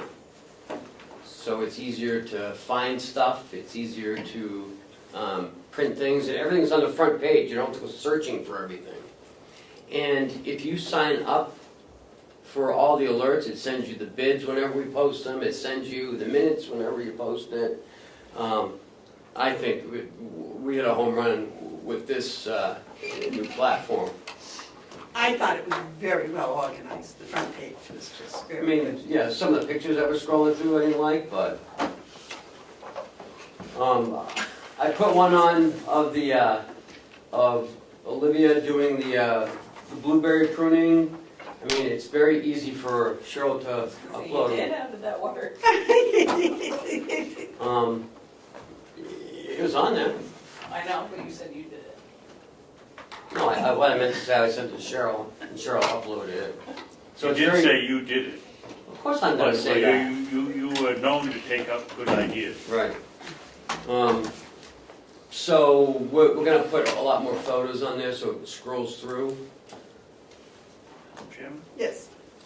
do we need a vote of the board? No, we don't need a motion, but my opinion is on the website that we should be having our county photographer taking pictures of all around the county and posting them, not just here on the county complex, but We had talked about that Thought last we week. discussed Yep. that last week, yeah. Yeah, we had talked about it last week. yes, we did, that's right. Mm-hmm. Yes, sir. I have 120 photos from around the county that have to be worked. I have them on my computer, and they have to be worked into that. So there's a lot of photos that will be Great. from around the county and from the complex, some from Association of Counties Awards Night, different things like Oh, that. that's So we have a lot to put on there. They're here, we just gotta have the time to get them in there. Well, you have to put a caption on each one too, don't you? Yes, that's the option. Yes. Cheryl, let's just hypothetically say this is the week before the berry trimming thing we had Saturday. Is it possible to put up a picture and make it the headline, berry pruning session, April, whatever the date was, and so that Those are it flashing pops up, banner. and so you don't have to go to a little tiny calendar. It's right there, and anybody that goes to the page can see it like that. We can, but that means we have to suspend all the other photos for that amount of time, because it scrolls, so we'll have to suspend everything else and just make it that one photo. We can absolutely do that for a Couldn't week's that time. scroll through with everything else? How? Well, it is up there, it can scroll through, it's every 10 seconds it changes. So how many in the scroll? As many as we want, like I said, I have 120 photos, we can go, Well, how many do we have now? right now, we Three. only have Three. three or four. So it shows up fairly regularly. Yep. And so anybody interested would see it, you wouldn't have to sit there 5 minutes and No. go through a whole bunch of pictures. Yeah. Great.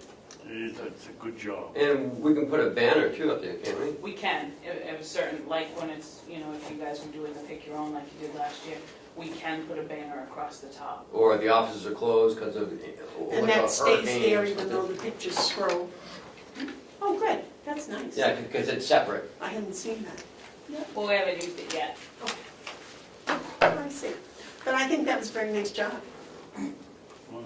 I really like it. Yeah, I think it makes it easier for, John Q. Public to, and I've already had 2 questions on that, on our website, about different things.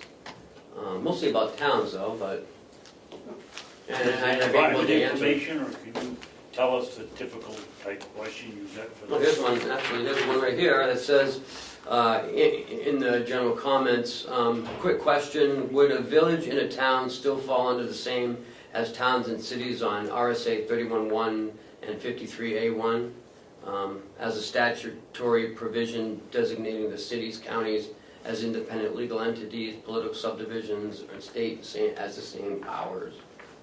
Cheryl, you answer those? No, she sent them to me. And you send that, say, go see a lawyer, No. I hope. And then we had one about Hales. If there was an Airbnb restriction at Hales. And I didn't even know what that was.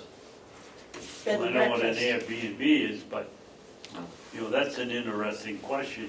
We're the selectmen for Hales, Yeah. but should we be answering questions? Well, like that? actually, it was for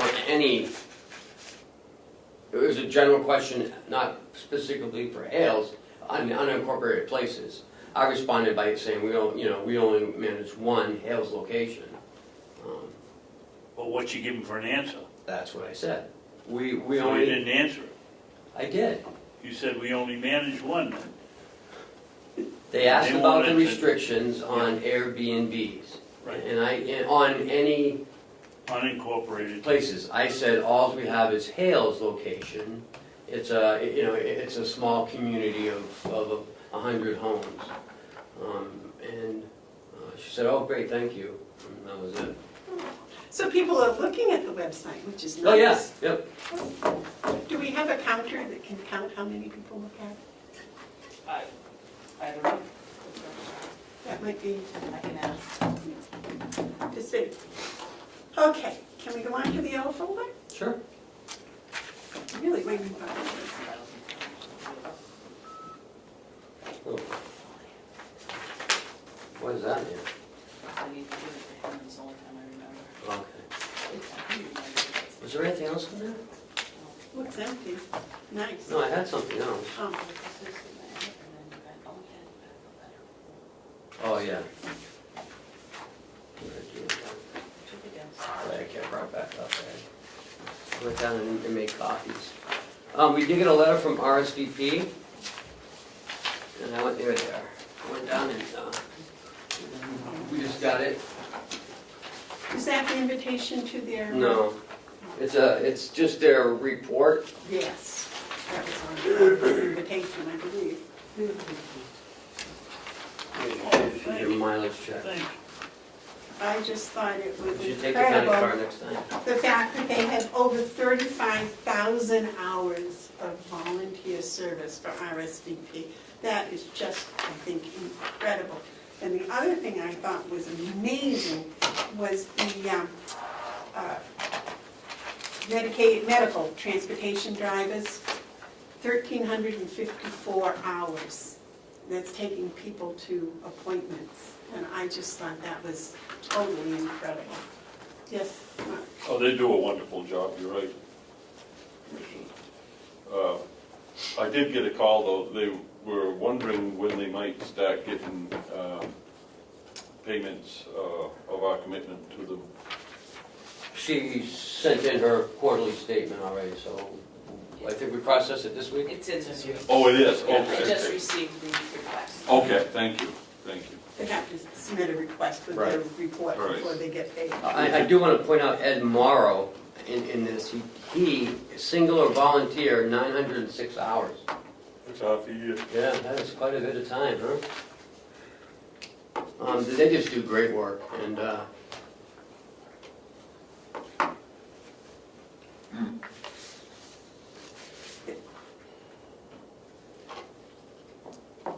they have over 400 volunteers. Can you believe that? That's huge.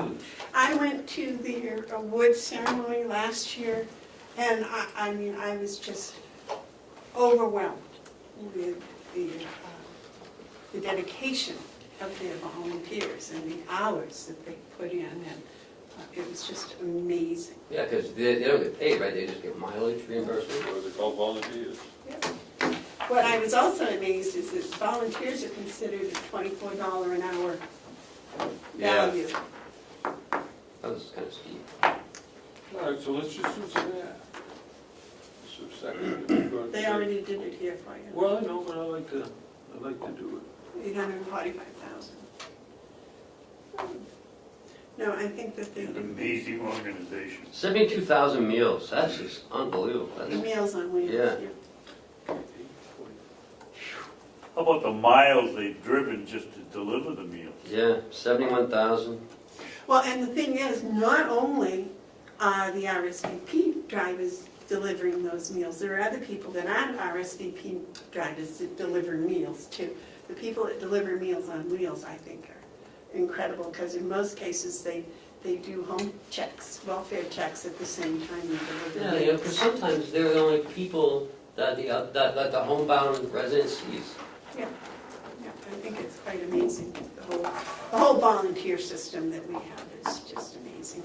And these, of course, are all retired citizens, so. Yes, David? Not to change the subject, but this check is just a good example of the money we've saved by having a company car. This was for the meal up there. We would have paid, it was 100 and something miles up and 100 and something miles back, obviously. So it would have been $100 and something we never had to pay. And we had to pay a little bit for the car, but not very much. I mean, we've Ken had a good idea with his car, and we've saved and saved and saved, and now we need to get a second one. Is that your idea to get a second one too? No, I think that was your idea, Oh, to add it. Thank you. Actually, my idea was to get 3, but Have a One whole for fleet of each of us? We'll have a whole Can I fleet of get them it- outside. can I get an Escalade? We're spending money here or buying cars. no, they're ours. So I Just thought that utilizing was a them good thing. better than turning them over for $1,200, $1,300. Well, We paid for this one many times over with just mileage. Ken had a record on that for 2017, what was it? The money we Downstairs, yeah. we saved in 2017 was more than the car would have sold for. Oh, sure. We still need to get some of the departments to recognize these cars are available, and The nursing home uses it quite frequently. I didn't want to mention any names. There's one The department. registered that deeds doesn't uses do it. Well, keep going. The We've positivity- eliminated most of them. Well, we're talking positivity, Right. remember positivity today. No, Madam Chairman, that's not. Go ahead. Part of our job is making sure this county is run efficiently. And it isn't negativity to say that we've sent Ken to the department heads and told them to come down and see if the car is available and use it if it is available, because it's cheaper. Now, I don't know how that's negative when you get someone that isn't doing that and not even sending their people in. If that's negative, then I'm negative. It's our job to run a better county. Well, that's why I think the second car would be helpful in that. That isn't how you started the discussion. Yes, ma'am. we are, so, we're overseers of things. And when we raise something up that isn't necessarily pleasant to hear, that's not being negative. That's doing our job. Our job is oftentimes conflict resolution.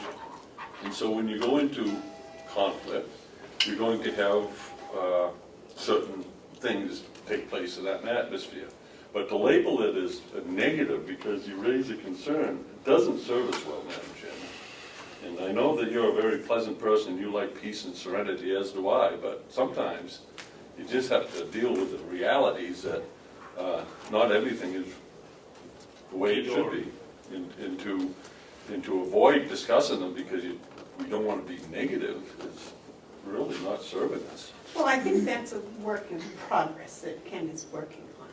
That's fine. I'm not talking about what Ken's doing, I'm talking about you labeling when we bring up something that's maybe not comfortable to hear as being a negative. I think it's a positive. If you have something that's not right and you're correcting it, then that's a positive action. Maybe uncomfortable, but it's not negative. It shouldn't be labeled as negative.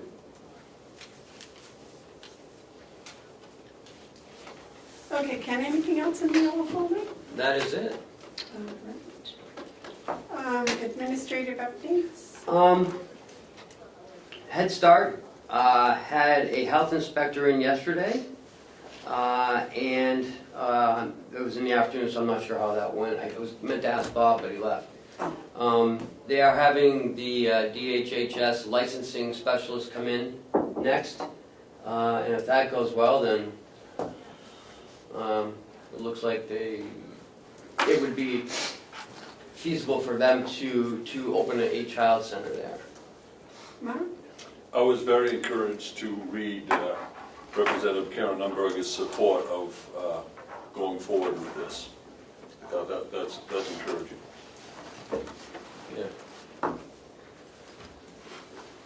Yeah. Anything else? Yes. The MOU for Arthur Woods doing the crossing over our land to do the logging is due. I mean, it's up. I just have to try to get a hold of him to sign another agreement with him for another 180 days. Are you willing to extend it another 6 months? Yes. I have not been over there and walked up, or driven up, it looks kind of muddy to me. If he's done what he said he's going to do, and he maintains that, I have no problem extending it 180 days. But if we go over there and find out that you can't drive through there because the ruts are 2 foot deep. I went over there and, Have you seen it? and so did Amanda went over there as well. Okay. And is that your opinion too? That he's done what he said he's gonna do? Oh, yes, there was all kinds of gravel he brought in. I drove in with my truck with no problem. Okay. Oh, wow, that's, He's laid down, That seals the deal yeah, right right there. there. he's laid down, they call them mats, but what they really are big pieces of oak that are flat. He's made a bridge out of them. It's very nice. I was impressed, and Wendy, I think, has also been in to check on everything else, so. It So- looked like he was doing everything that he had said, actually a little above and beyond. Because I went in also, because it looked like I might be getting muddy, but he put quite a bit of gravel in there. So if it's okay with you, I'll just sign up him for another 6 months. Fine with me. Sure. Does that take a motion? I don't think so, you can just direct me. I have no How's it problem. go, I have no problem. Yeah. These two, when it comes to those type of things, I rely on them. Selectmen meetings. I know we addressed this once before. The Commissioner wanted me to find out if anyone wanted to go to selectmen meetings as a board. So I said that I would ask the other two. Me? Well, Commissioner Oh, yeah. Oh, Babson asked me. I was going to say, And I said, I don't did know. last year, but I didn't remember. You had a question? No, I just, it's a board, I just wanted to make sure that you two wanted to go visit selectmen. I think we got a lot out of it, and I think we should continue it. All right, Mark? What I do is I'm more than happy to go if invited. I don't want to call them up and ask them, would you like us to come? If they need us, then they should know that we're here. So maybe we can communicate to all of them that we're available on invitation, but I don't want to go in. I don't think it's right that we walk in and say we want to be heard. I think it should be the other way around, that we'd like to have you come in because we want to be heard. We being the selectmen. The selectmen should invite us, and I'd be happy to go. I don't care what town, which board of selectmen, but I don't want to just, I went to the one in Freedom on an invitation. It's, Albany, I think we were. Yeah, and they said they want to do it every 6 months. So there is a value to it. So perhaps a memo from Ken to the boards of selectmen saying, if you would like us to come, we'd be happy to come and answer any questions you might have. Would you like me to reach out to Albany, because they wanted to do it every 6 months? I would reach out to all towns. Okay. Yeah. But I don't want to walk in to one of their meetings and say, hey, we're here. Right. Well, Mark, we didn't actually do that. We called them up and asked them if they wanted to, if they had any questions and if they'd like us to visit. Yeah. And so it was somewhere in between what you're saying. And I think, we got one refusal, right? Or one that didn't answer? I forget who. We never went to Bartlett, That's right, they didn't answer. and we went to Brookfield, we went to Wakefield, we went to Wolfboro, Effingham, went to Wolfboro, Moultonboro, Tuftonboro, Conway, Tamworth, Tamworth, Albany, I'd like, Madison. Chatham. I think we let them know we're available, and they can figure out that maybe at some Yeah. point we can be helpful to their local needs. Some towns do take advantage, and it's good. That's what we want. It's a good way to connect the people of the county with their governments.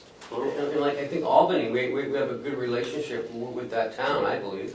That's the one we With the went selectmen. expected to spend about 15 minutes, and we were there an hour and a half. yeah. And they had they've been making gains with that Passaconaway. Oh, have they? Yeah, that's slow. It's a slow work, but yeah, they got people's attention, and that board of selectmen, they're very attentive to what they have to do, and I think there's a good possibility that they'll get the help that they need to fix that road that the federal government broke. Right, yeah. So maybe a formal letter Yeah. to each board? Yes. You know, doing what the gentleman said, I would say that the letter offering our should, willingness. excuse me, I just interrupted you. I would say that the letter should be signed by the chairman of the commission, not the county administrator on this one. Okay, I think the letter should be from us to them, not from staff to them. That reminds me, did you write that letter? Did you write that letter? I thought we weren't gonna do it. Oh, okay. Okay. No? What do you Are you want? all set with this? Yes. Okay. And the last thing is, just interesting that in your packet is the performance review. Critique? Yeah, critique by the delegation. And I received this from Representative Cordali, which is interesting. The performance audit, the 2014 one, is their scoring sheet, because I had asked them at the last meeting, the scoring sheet, because I asked them, you know, how they were going to score this.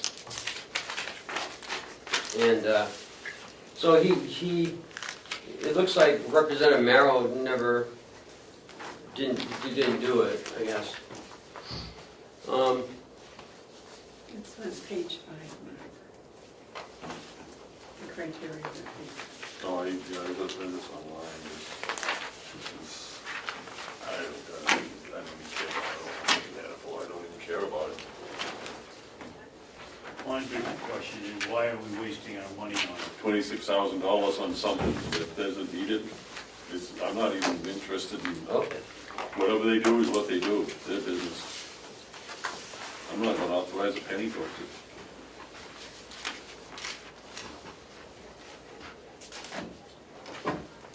Anything else, Ken? No, that's it. Okay. Gentlemen, we don't seem to have Howie, so I don't think we can do a pharmacy bid update. You don't have the information. No, he said that he's gone through them all, and he's gonna come back next week and give us a recommendation. Next week? Yes, but he wanted to address some things in this week to update you on them, but it must be, if you wanna take a break, I can give him a call and see when he's coming, if he's planning on it. Maybe take a short recess. Well, we only have a couple of things. Well, to we've do. had the affordable assisted living discussion, and I'd kind of like to have him here for that, because he's Right. got some valuable information on that. Did you find out how much longer Yeah. it's gonna be? You want to take a 5-minute break, gentlemen? Yeah. Yep. Right.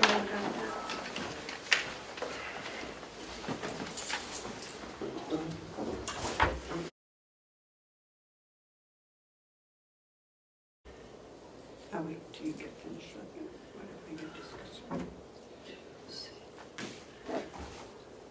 Okay, which one? When we do, it's this Yep, one. okay. A3. Gotcha. Recess is over. What did you find out? He won't be coming back, so can we put this off till next week, or whatever you guys want to do? Um,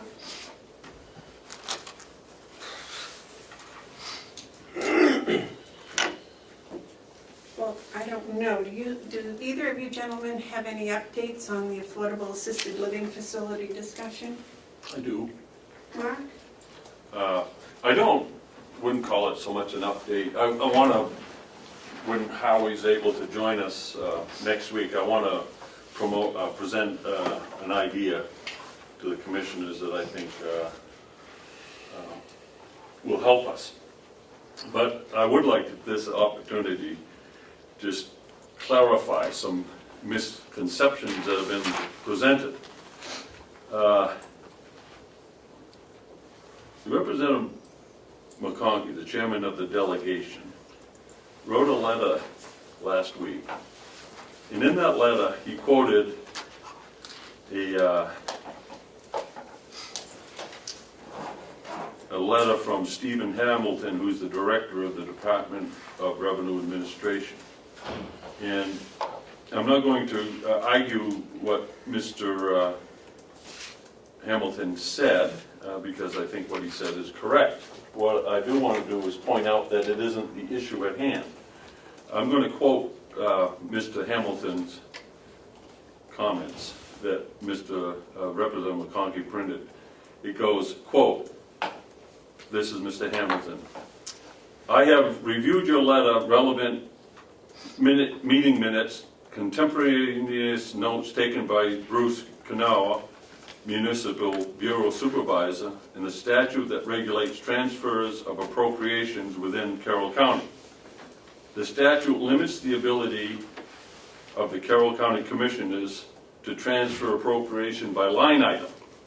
Any amount exceeding $1,000 requires request to the Executive Committee of the Delegation, where it may be approved in whole or in part by a majority vote, and then determine an interdepartmental transfer of any dollar amount requires the same approval process. I don't disagree. I don't dispute those claims at all. But as it pertains to Carroll County line item transfers, I think the thing that people need to know is that at no point will it be necessary for the commissioners to request a transfer of funds from the line item by which the $10,000 sits of incumbent money. This renders that part of the point that Mr. McConkey's making is irrelevant. We're not asking for a transfer, so therefore Mr. Hamilton's letter is not relevant to the discussion. We have $10,000 that we've encumbered from a capital fund to be used for capital projects.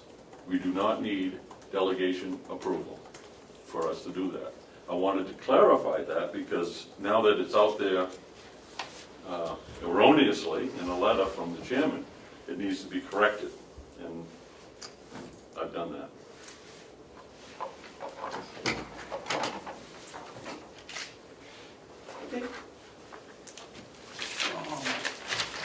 I was going to save my comments until Commissioner's update, but while we're on the subject of Representative McConkey's letter of April 12th, I just want to tell the voters and the taxpayers that what Representative McConkey wrote here is just not true.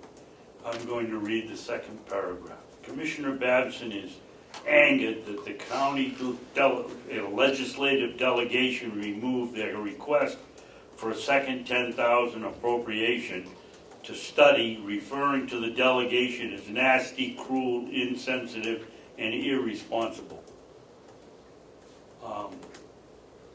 The only thing I can say here, the only irresponsible person is Chairman McConkey. I didn't say one word. If you go to the times he puts to tell you to watch it, everybody in this room has watched it, and none of us ever heard me utter any one of these things that he said I said. Thank you. I asked, there was some talk about the commissioners have walked away from the need for a study. Nothing could be further from the truth. What we did do is we saw that the one proposal we received was not one that we felt would be to the best interest of the county. That wasn't a walking away. So in some research I found out that in the last 12 months, 15 different sets of minutes, letters and documentation supports that we not only haven't we walked away from a feasibility study, we're walking towards one. It's time for us to understand that what the commissioners want to do is find out the best way by which we can help assist those elderly citizens in an affordable manner to both the county and to the citizens, and to the families. We're going to continue to walk towards it, I know I am, to helping find some sort of relief. And, you know, we turned back $1 million last year to the taxpayers. I don't think $10,000 is too much to ask in order to do a study. This thing has gone into the arena of the ridiculous. To spend this much time, this much political energy on something as important as this, but is also as inexpensive as this, speaks to something a lot more insidious than just the issue itself. I've been around this for a long time, some would say maybe too long, but in that time, I've been able to learn when people are doing political posturing, distorting the truth for some future gain, and it's always troubled me, because we're supposed to be about the people's business, and the people's business includes taking care of the elderly. Now, I can understand, as Representative McCarthy, that he has a position different than that is not our government. That's a fair objection, if that's how they feel. And the people should know that that's how they feel, so that they can make their decisions. But at the same time, we're all obliged to tell the truth. We're all obliged to represent ourselves in an honorable, dignified way. And I would submit that if you don't last in this business very long, and nor should you. So to write letters, as the chairman has done over and over again, is below the dignity of the office. To ask in a question or to expect me to admit to my shortcomings, there's not enough paper for me to list all my shortcomings. You know, but for him to put that in a letter, you know, admit your shortcomings. All right, I admit I have shortcomings, but I don't know what that has to do with assisted living feasibility study, that I have shortcomings. You know, it's not about personalities, it's about the issue. It's about the people. And the people have a right to know if the county's preparing themselves for the graying of Carroll County. 120% increase in this population, and certain members on the delegation would just sit back and say, well, we're not going to spend $10,000, but they'll spend $26,000 for a performance critique. It's ridiculous, and it needs to be addressed, and it's not negative to address it. Thank you. I didn't say that twice. No, I know it, I just wrap it up. Ken, Yes? did you have an update from our lawyer?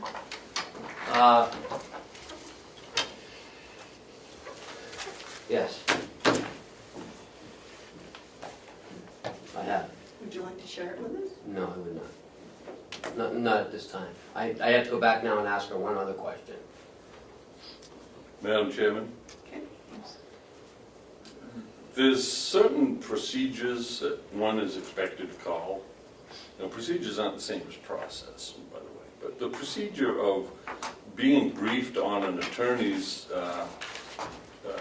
recommendation to us is something that's done to us in a non-meeting, so that we can weigh that against everything else. To ask for that to be shared in public is to politicize a legal counsel's opinion. Remember, it's just an opinion. It's not, and I don't even know what it is. I didn't even know there was one sought after. So I would really, I find it objectionable that we would entertain discussing a legal opinion in public. Well, we asked Ken a couple of weeks ago to ask questions as to interpretation of law. Right. So I was just wondering what her opinion was. Those opinions are given to us for our consideration before we go any further with whatever it is we're doing. You don't share a lawyer's opinion. I mean, I know that the country would love to have, no, I won't get into that. I just, thank you for not sharing. Yes, sir. Bob did have the Siemens contract signed electronically, so if you'd consider signing it, it's up to you. What was the motion that we made about? To sign it. To sign it. To sign it after they sign it. Oh, then there's no further motion needed. I think I know one needs to sign it if you give me permission.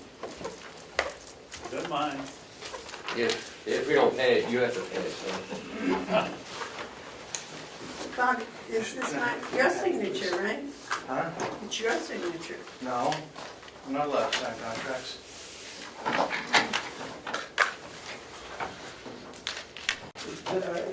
There's a copy for each of you to look at. I only need one. Oh, is that, but I I'm only looking at got- so many pages I here. only and I'm need like, one page signed.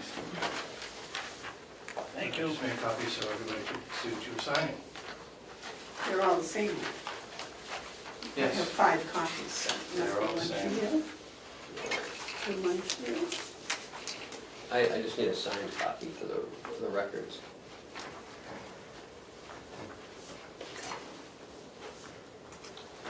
And You should scratch out that and write in your name and your title. I was trying to figure out what the state is. I think it's in the. It is. Suppose the CEO of Siemens is gonna like one of your big farm from you. If you sign it, we You got a big boy truck. on this page, Madam Chairman, section 1.8, I have stricken, that's the automatic renewal clause. I just need you to initial that, even though they made a statement in the terms that you're signing right there. Yeah. I need you to initial. Now, you see, I'm believing what you tell me because I'm not reading all that little fine print. 'Cause I can't. So,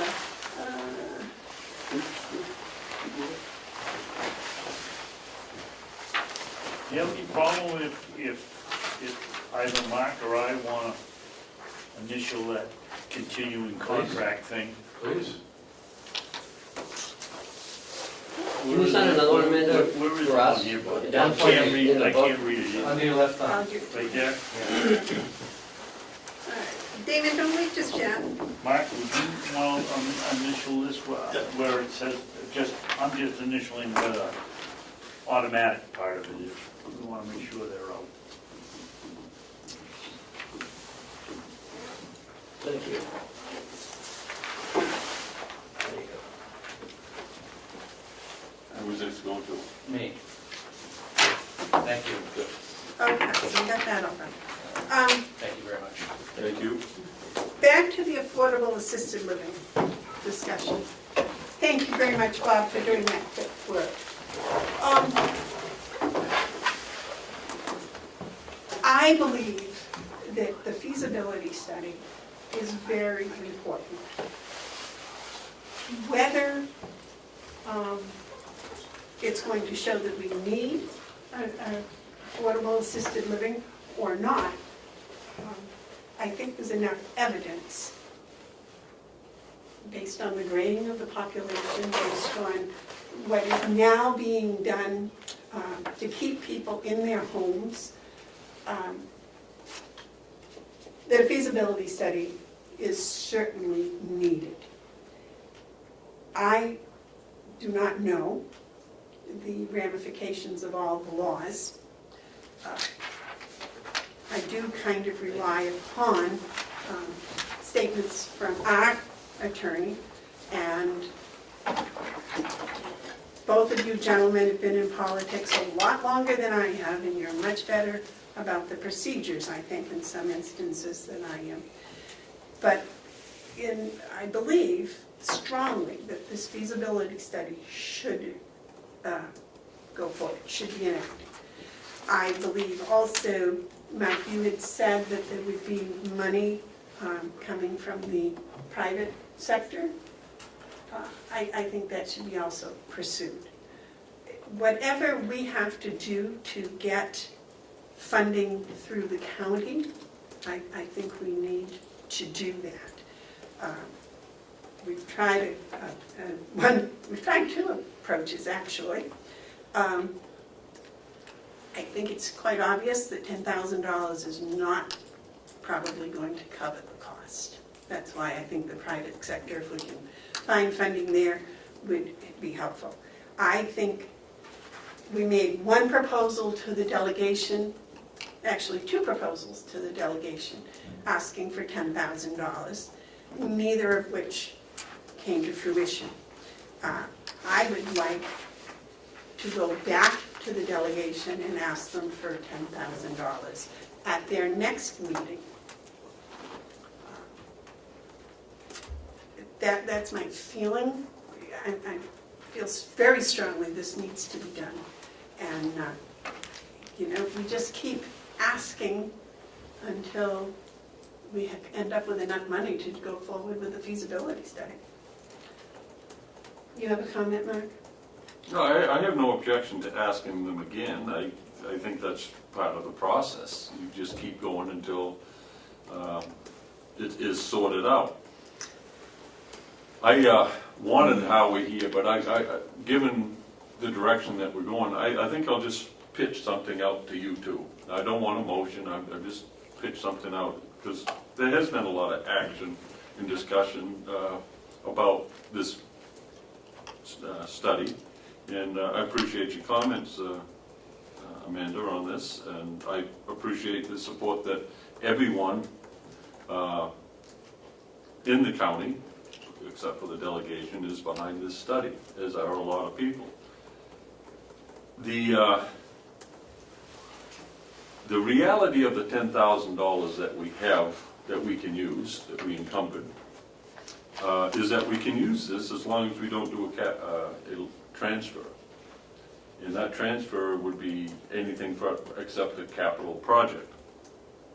So going back through all my notes and thinking this all the way through and being aware of the managed care development and the Bureau of Elderly and Adult Services and all of that, it seems to me that the direction that the state will be taking, not just Carroll County, but the state, will be towards a PACE program, which allows us to manage resources on the betterment of our people. One of the things that spurred this on a year ago was that we're very close to being able to rationalize and develop an extension, an addition on Mountain View, a capital project that would fit very well with a PACE-managed affordable assisted living operation, where we could have beds for some people, but we could also help agencies that exist, like visiting nurses, hospice, to advance their services. That there's opportunity given here for us to do. So my thinking is that we turn our attention towards what we can do to develop a program at Mountain View Nursing Home. And I say that believing that that will be such a success that it would just be a matter of time before we're able to build the needed facilities or help build or assist private industry, or however it would work out, build those needed facilities in the northern part of the county. So I think we're getting closer to addressing the situation, but it would be very good if we could get some delegation support for the need. And I think that'll come once the politics is removed from it. But there is opportunity right now that we could utilize. David? Thank you, Madam Chairman. I agree with both of you. I would go back to the delegation and ask them for the $10,000. I think you have to be living in Carroll County with your head in the sand if you don't realize that A, the state has got the oldest population in the country, and B, we're leading the league within the state. And in my experience here for 20 years, Carroll County has always been reactive and not proactive.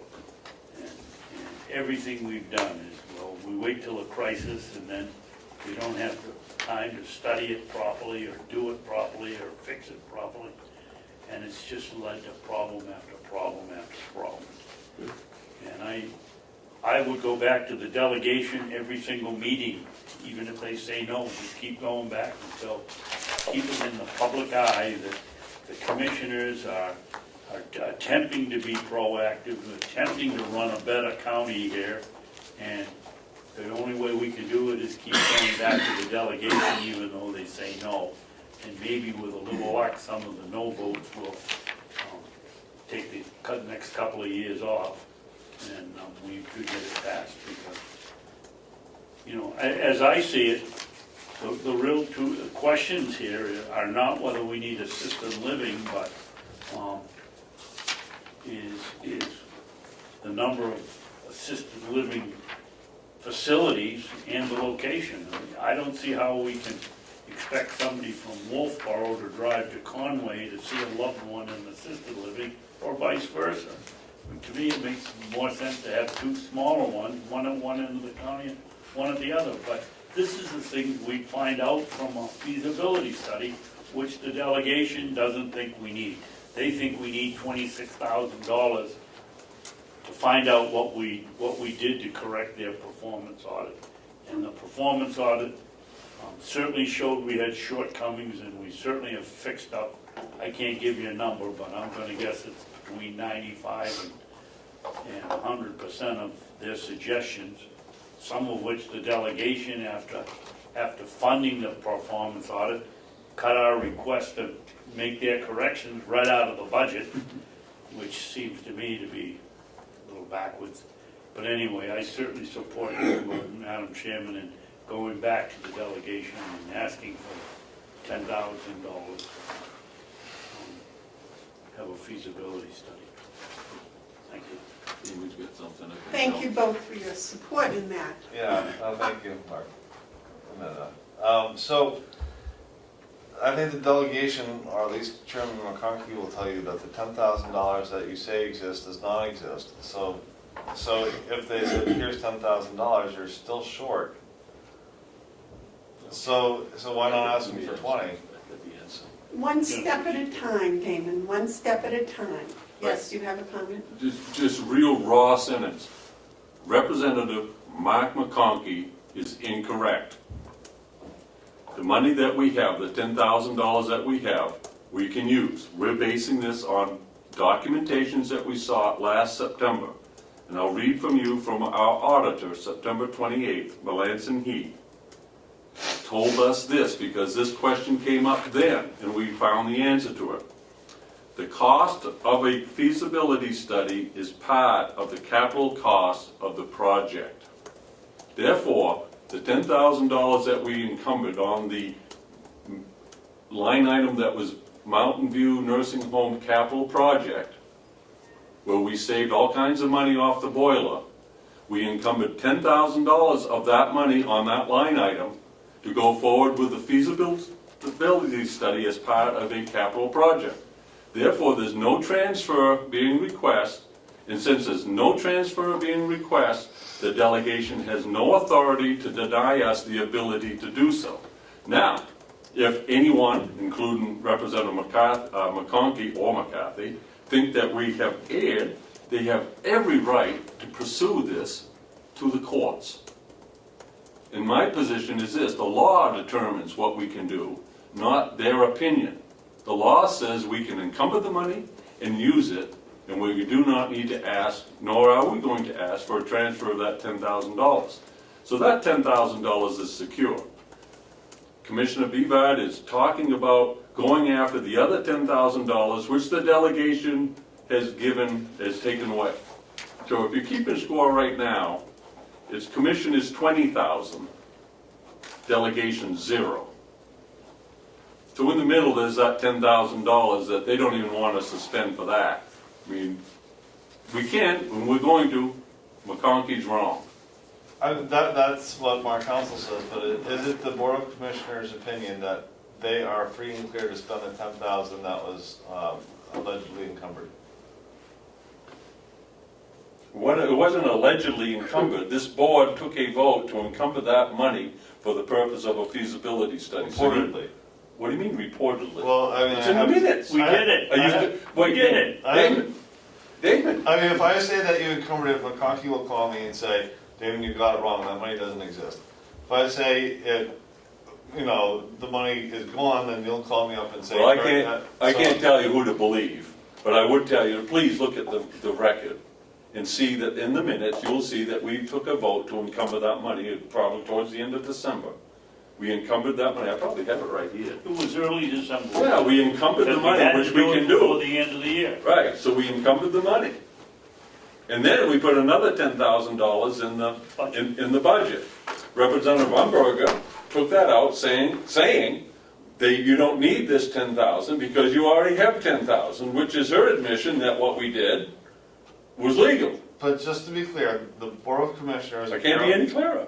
Of Carroll County, I know that that's your opinion, but I haven't seen a vote or all three of you say, I've seen maybe two, Well, two would be it, but three is. that the commissioners believe that they have the authority to spend that $10,000 right now, if they so chose, without going back to the delegation. Can we hold our hands up for the teachers so we can see whether we believe that we have the money or not? I am awaiting a legal opinion. That's what I'm waiting, so I'm not going to vote, so. Well, I vote for it. I don't need a lawyer to tell me how to do my job.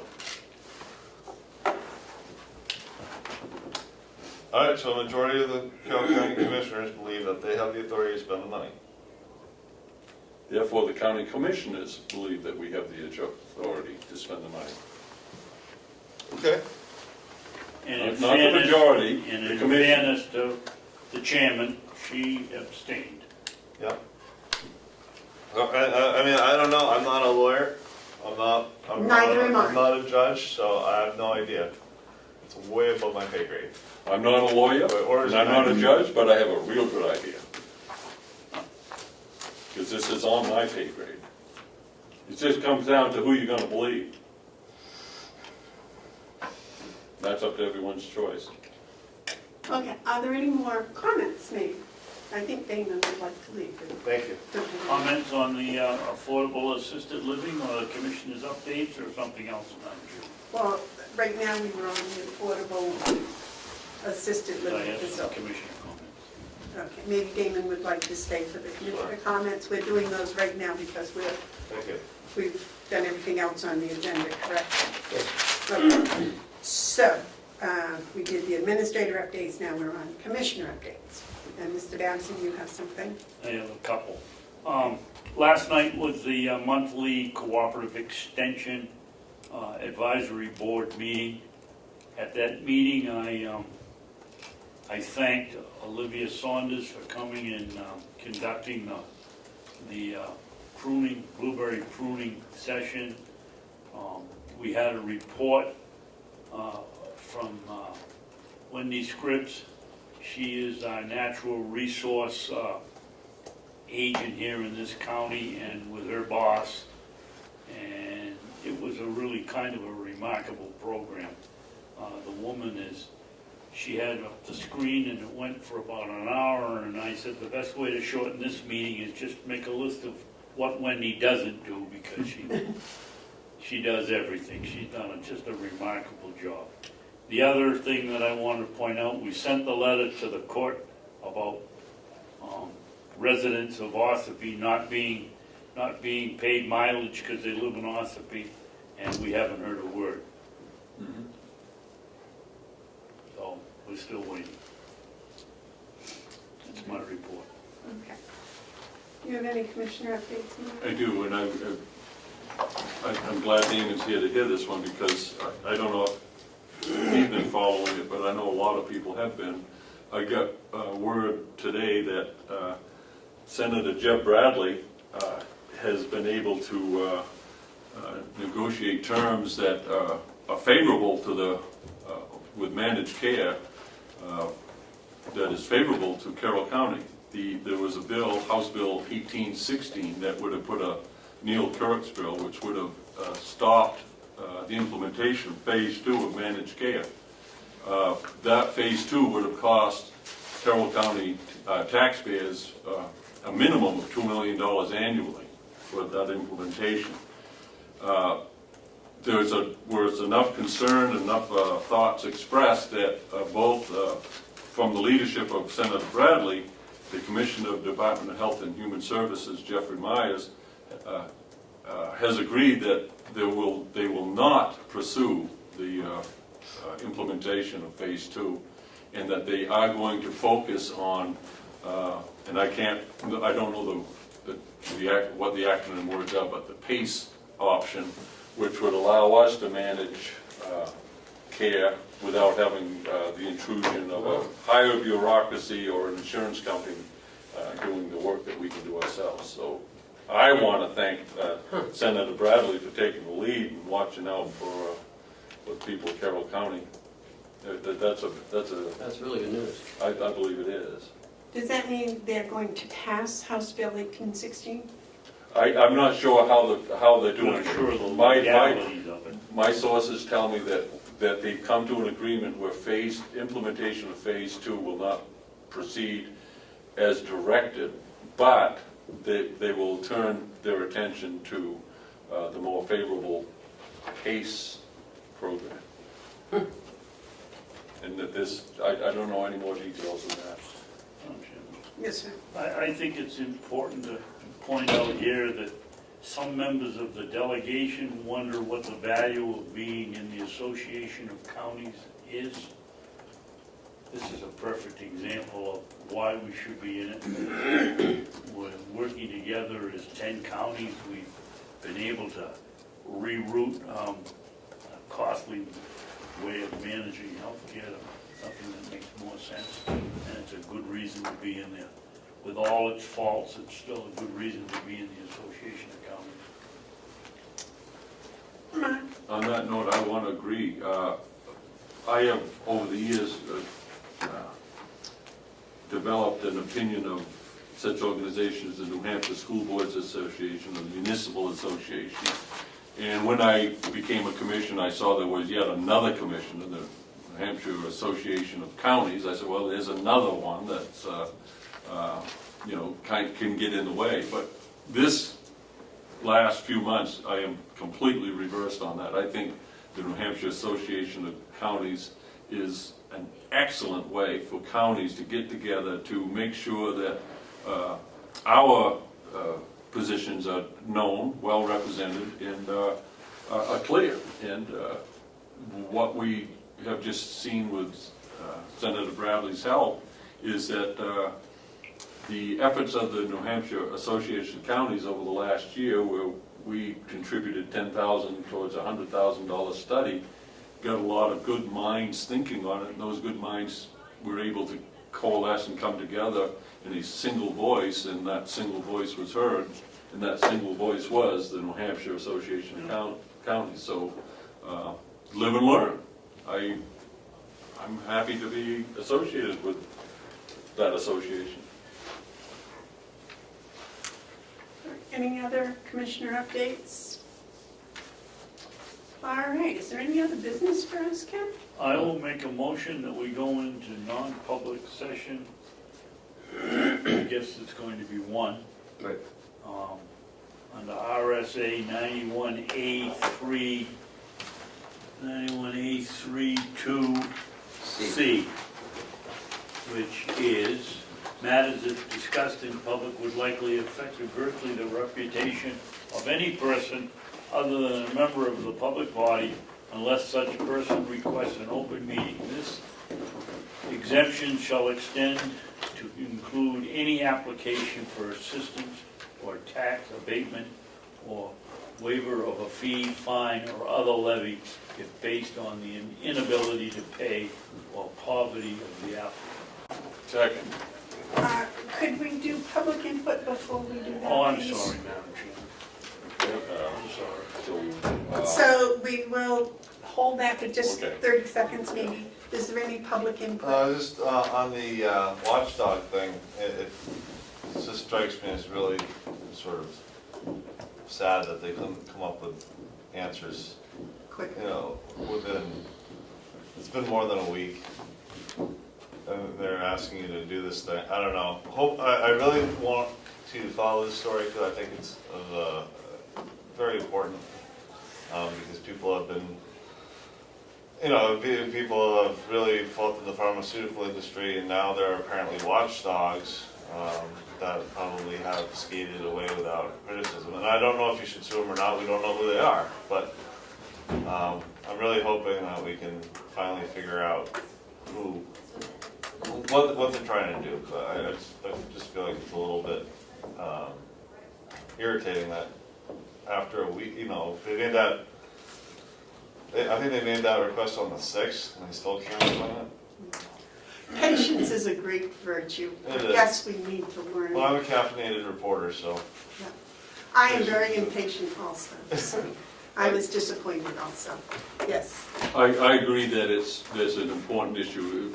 You know, people are busy if they can't come back with answers and all that. You know, I'm a little bit understanding of that, but I do appreciate that you're dogging this, because I think there's a story here. You know, if this lawsuit does go forward, and if there were watchdogs that dropped the ball, the public needs to know this. Right. And this, if nothing else, it affords us the ability to look into that further. So, like Commissioner Bevard said, stay patient. And I'm not saying there aren't watchdogs that are responsible, I don't know. I was just disappointed that we didn't get more information by now. Yeah. Thank you. Thank you. We'll keep you posted. Okay. The motion's been made and seconded to go into non-public. Would you like to read the roll call, please? Commissioner Hounsell? Yes. Commissioner Babson? Yep. Commissioner Bevard? Yes. We will have nothing after. Okay, John, so we can shut down. Damon, thank you. Thank